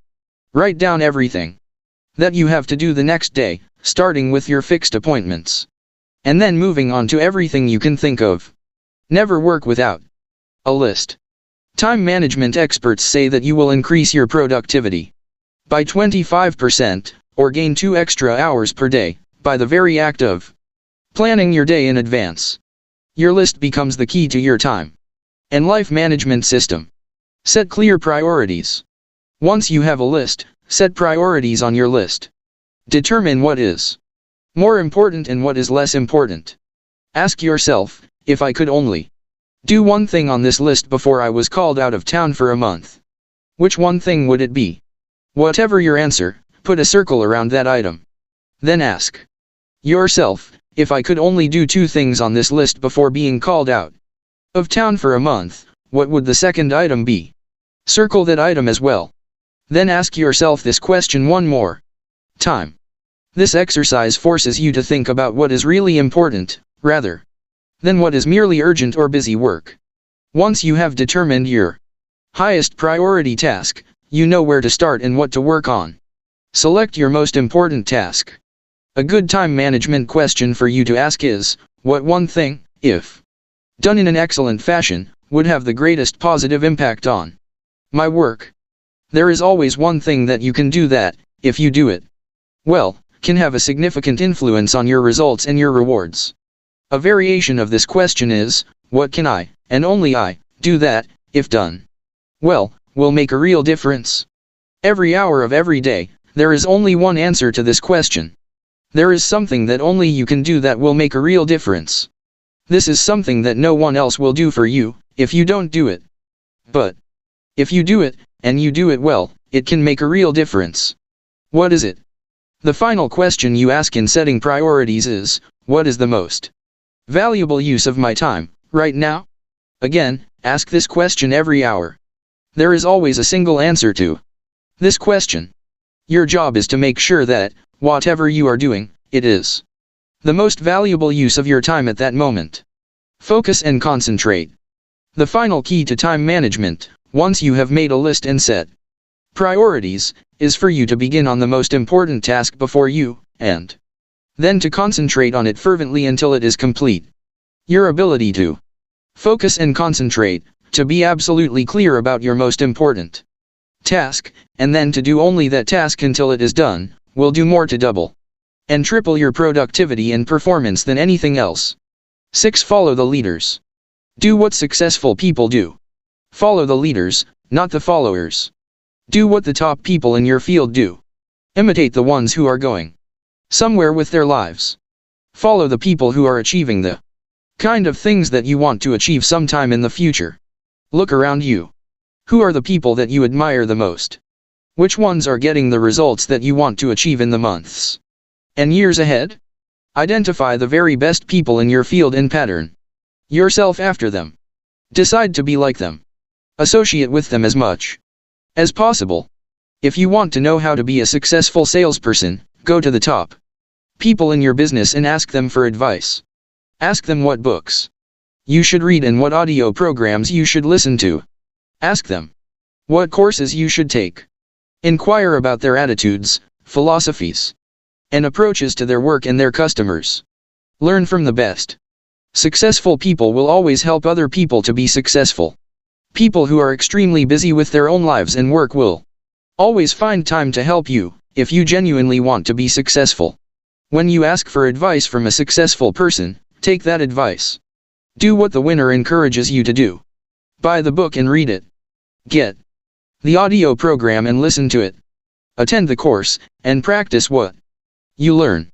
Then go back to that person and tell him or her what you have done. That individual will want to help you even more. Choose your role models. At a seminar for more than 1,000 sales professionals not long ago, a salesman came up to me at the break and told me an interesting story. I knew immediately that he was successful because of his appearance. He was well dressed, well groomed, confident, positive, relaxed, and easygoing. He had the feeling of success about him. He told me that when he started out, he hung around with the junior salespeople. Over his first 6 months, he noticed that there were 4 top salespeople in his company who seemed to associate mostly among themselves. They did not spend time with the junior salespeople. He observed the junior salespeople, himself, and the top salespeople, and noticed one thing immediately. The higher paid salespeople were dressed far better than the lower paid salespeople. They were sharp, chic, and professional looking. They looked like successful people. Ask for advice. One day, he asked one of the top salespeople what he could do to be more successful. The salesperson asked him if he used a time management system. As it happened, this young fellow had never been introduced to a time management system. The successful salesperson told him the system he used and showed him where to get it. And he did. And he used it. And he began to use his time more efficiently. After that, he began to model himself after the top salespeople. Not only did he ask them for advice about what to read and listen to, but he observed them and made them his role models. Each morning, before he started out, he would stand in front of his mirror and ask himself, "Do I look like one of the best salespeople in my branch? Look the part?" He was critical of himself, especially with regard to his dress and grooming. If he did not feel that he looked like a top salesperson, he would continue to make changes until he did. Only then would he go off to work. Within a year, he was one of the top salespeople in his branch. He only associated with the other top salespeople. He had become like them. Moving up. As a result of his high level of sales, he was invited to the National Sales Convention. At the convention, he made a point of going to each of the top salespeople from around the country sometime during the convention and asking for their advice. Not surprisingly, they were flattered, and told him some of the things that they had done to move from the bottom to the top of their field. When he got back home, he wrote them letters of thanks and put their ideas to work. His sales went up, up, and away. Soon he was the top salesman in his branch, and later, the top salesman in the state. Over a period of 5 years, he transformed his life. At the national sales conventions, he was invited onto the stage to receive prizes and awards. By his 8th year in the business, he was the top salesman in the country. What he told me was interesting. He said that all of his success had come from asking other top salespeople what they were doing and then following their guidance. But what he learned was that, even though these top salespeople had been going up on the stage and receiving prizes for sales excellence year after year, he was the first person who had ever sought them out and asked them for advice. Fly with the Eagles. David McClelland of Harvard, author of The Achieving Society, observed that the major difference between success and failure in life is your choice of a reference group. He concluded that birds of a feather flock together. The reference group, the group that you choose to associate with most of the time, largely determines what you accomplish in life. You tend to take on the values, attitudes, dress, and lifestyle of the people around you. If you associate with successful people, you tend to adopt their attitudes, philosophies, manners of speaking and dress, work habits, and so on. In no time, you will start to get the results they do. The fatal error. What McClelland also found was that the choice of a negative or unmotivated reference group could be enough in itself to condemn a person to lifelong underachievement and failure. A person could go to the best university, get the finest education, and have the greatest talents and abilities, but if he associated with unsuccessful people, he would be a failure as well. What we have found is that a change in your reference group, moving from one company to another, or starting to associate with successful people, can transform your life and your results. But as Zig Ziglar said, you can't fly with the eagles if you keep scratching with the turkeys. Human beings are very much like chameleons. We take on the attitudes and behaviors of the people with whom we associate. We become like these people. We adopt their opinions. The power of suggestion, especially the outlooks and view of other people, exerts an enormous influence on how we think and feel about ourselves, and how we behave on a day-to-day basis. 7. Character is everything. Guard your integrity is a sacred thing. Nothing is more important to the quality of your life in our society. In business and sales success, you must have credibility. You can only be successful if people trust you and believe in you. Guard your integrity is a sacred thing. In study after study, the element of trust has been identified as the most important distinguishing factor between one salesperson and another, and one company and another. As Stephen Covey says, if you want to be trusted, be trustworthy. Honesty means that you always keep your word, and you always tell the truth. Be true to yourself. There is another element to integrity that is equally important. As Shakespeare said, to thine own self be true, and then it must follow, as the night the day, thou canst not then be false to any man. You must be true to yourself, to the very best that you know. You must live in truth with yourself and refuse to engage in self-delusion. You must be perfectly honest and not wish that things could or would be other than they are. Develop the ability to face the world and see life as it is, not as you wish it would be or could be. Most people are pretty honest. They don't lie, cheat, or steal. They do their work, pay their taxes, and deal straightforwardly with others. But even the most honest people sometimes wish and hope and want to believe things that are not true. Practice the reality principle. Jack Welch, president of General Electric, said that the most important principle in leadership is the reality principle, and that this principle is based on the need to seek the truth, wherever it might lead. Deal with the world as it is, he said, not as you wish it would be. Whenever he had to deal with a problem or difficulty at General Electric, his first question would be, what's the reality? In your life, it is absolutely essential that you be true to yourself, and that you live in truth with yourself. It is vital that you be true to the best that is in you.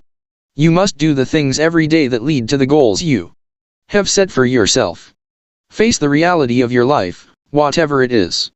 This is the mark of the truly honest person. 8. Unlock your inborn creativity. Think of yourself as a highly intelligent person, even a genius. Recognize that you have great reserves of creativity that you have never used. Say aloud, over and over, I'm a genius. I'm a genius. I'm a genius. This may sound like an exaggeration, but it isn't. The fact is that every person has the ability to perform at genius levels in one or more areas. You have within you, right now, the ability to do more and be more than you ever have before. You have the inborn capacity to exceed all your previous accomplishments. You have enormous reserves of creativity and intelligence. As Dennis Waitley says, you have more potential than you could use in 100 lifetimes. Use your inborn talents. One of your foremost aims in life must be to identify your special talents and then to develop those talents to a high level. This is where your intelligence shines through. In testing, 95% of young children performed at genius levels. But when those same children were tested as adults, only 5% still performed with high levels of creativity and imagination. In the intervening years, they learned that, if you want to get along, you have to go along. The very best area of genius, or special talent for you, would be in the art of selling. Only about 10% of salespeople are completely suited to perform all 7 of the key skills in selling at a high level. If this is the case for you, then you are virtually guaranteed a lifetime of high earnings and great professional success. How to detect your special talents? There are several ways that you can detect your area of special talent. First, it is something that you enjoy doing. When you are not doing it, you think about it and about getting back to it.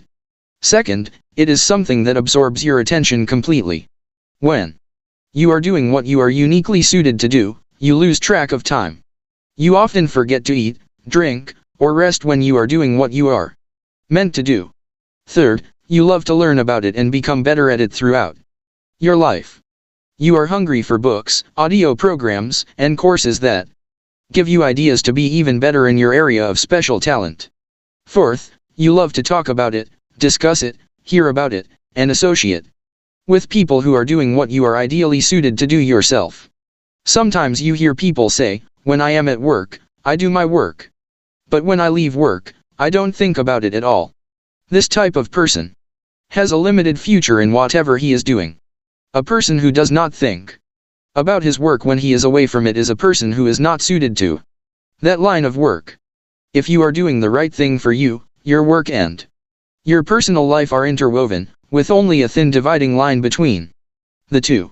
Fifth, and perhaps the best indication of your natural talent, is that it is something that is easy to learn and easy to do. In fact, you forget how you learned it in the first place. It was so easy for you. It seems to be a natural expression of your personality. You do it easily and well, almost without effort. One of the reasons for underachievement is that many people consider themselves to be average rather than exceptional. They look at other people who are doing better than they are and assume that those people are better than they are. But if they think in that way, their logical conclusion is that, if someone else is better, they must be worse. If someone else is worth more, they must be worth less. Read worthless. This feeling of worthlessness and mediocrity can lead to an acceptance of average performance, even when they are really capable of superior performance. 9. Practice the golden rule. Practice the golden rule in all your interactions with others. Do unto others as you would have them do unto you. Think about yourself as a customer. How would you like to be treated? Obviously, you would want a salesperson to be straightforward with you. You would want her to take the time to thoroughly understand your problem or need and then show you, step by step, how her solution could help you improve your life or work in a cost-effective way. You would appreciate honesty and straight dealing. You would want the salesperson to explain the weaknesses as well as the strengths of her product. You would then want the salesperson to follow through on her promises and to fulfill her commitments to you. If this is what you would want from a salesperson selling to you, then be sure to give this to every customer you talk to. The universal maxim. Practice the universal maxim of Immanuel Kant, the Dutch philosopher. He said, conduct your life as though your every act were to become a universal law for all people. Imagine that everyone in your world was going to behave and treat every other person the way you did. When you set this as your standard for behavior, you will find yourself practicing the golden rule and treating each person like $1 million client. Ask yourself, what kind of a company would my company be if everyone in it were just like me? Imagine that each person who meets you is going to judge your entire company, management, products, services, guarantees and warranties, and follow-up support based on how you treated him or her, one-on-one. The mark of superior people is that they set high standards for themselves, and they refuse to compromise their standards. They imagine that everyone is watching them, even when no one is watching. You can tell the character of a person by what he does and how he carries himself when he is alone. 10. Pay the price of success. Finally, and perhaps more important than anything else, resolve to work hard. This is one of the great keys to success in life. In the background research for The Millionaire Next Door, Drs. Stanley and Danko interviewed thousands of self-made millionaires, asking them to what they attributed their success. An astounding 85% of self-made millionaires in America admitted that they were no more intelligent or talented than others, but that they worked much harder than anyone else, for a much longer time. The key to success in selling is for you to start a little earlier, work a little harder, and stay a little later. Do the little things that average people always try to avoid doing. When you begin your workday, resolve to work all the time you work. Don't waste time. Get going. Move fast. Develop a sense of urgency, a bias for action. The key to success in selling is for you to start a little earlier, work a little harder, and stay a little later. Give it full throttle. Hard work in life success can be compared to taking off and flying an airplane. When you get into the plane and taxi to the end of the runway, you call the tower and request clearance for takeoff. As soon as you get your clearance, you give the plane full throttle, 100%, to move yourself down the runway and into the air. Here is my point. If you only gave the plane 80% or even 90% throttle, you would never reach takeoff speed. You would stay on the ground until you ran out of runway and crashed. Don't hold back. In life it is much the same. Many people work hard, but they do not work all out, with 100% commitment. As a result, they never reach the point of takeoff that puts them in the top 10% in their field. They always stay aground, among the average. They remain in the 80% of salespeople who only earn 20% of the money that's available. The good news is that if you push your throttle on full and barrel down the runway, gaining speed and lift, you soon take off. By keeping your throttle wide open, you will climb and climb until you finally reach cruising altitude. Once you reach cruising altitude, you can pull back on the throttle, take it a little easier, and you will remain at that high altitude throughout your journey. In your sales career, especially at the beginning, you must work all out, with 100% of your energy, to get free of the Earth's gravity and break out of the pack of mediocrities.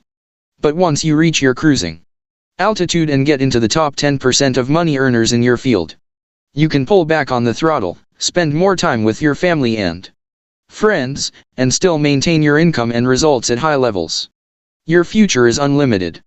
You have within you, right now, the ability to be more, do more, and have more than you ever have in your life. By becoming absolutely excellent in your chosen profession of selling, you can achieve all your goals and fulfill all your dreams. You can create a wonderful life for yourself and your family. You can become one of the most valuable people in your company and industry. You can earn the respect and esteem of all the people around you. You can make a significant difference in the lives of your company, your customers, and your community. By learning and practicing the psychology of selling, you can reach the stars. And there are no limits. Action. Exercises. 1. Make a decision today to become one of the very best salespeople in your industry. Pay any price, make any sacrifice, and never quit until you make it. 2. Dedicate yourself to lifelong learning. Read, listen to audio programs, and attend seminars. Your life only gets better when you get better. 3. Manage your time well, plan carefully in advance and resolve to make every minute count. 4. Do what you love to do, throw your whole heart into your work, and never stop getting better.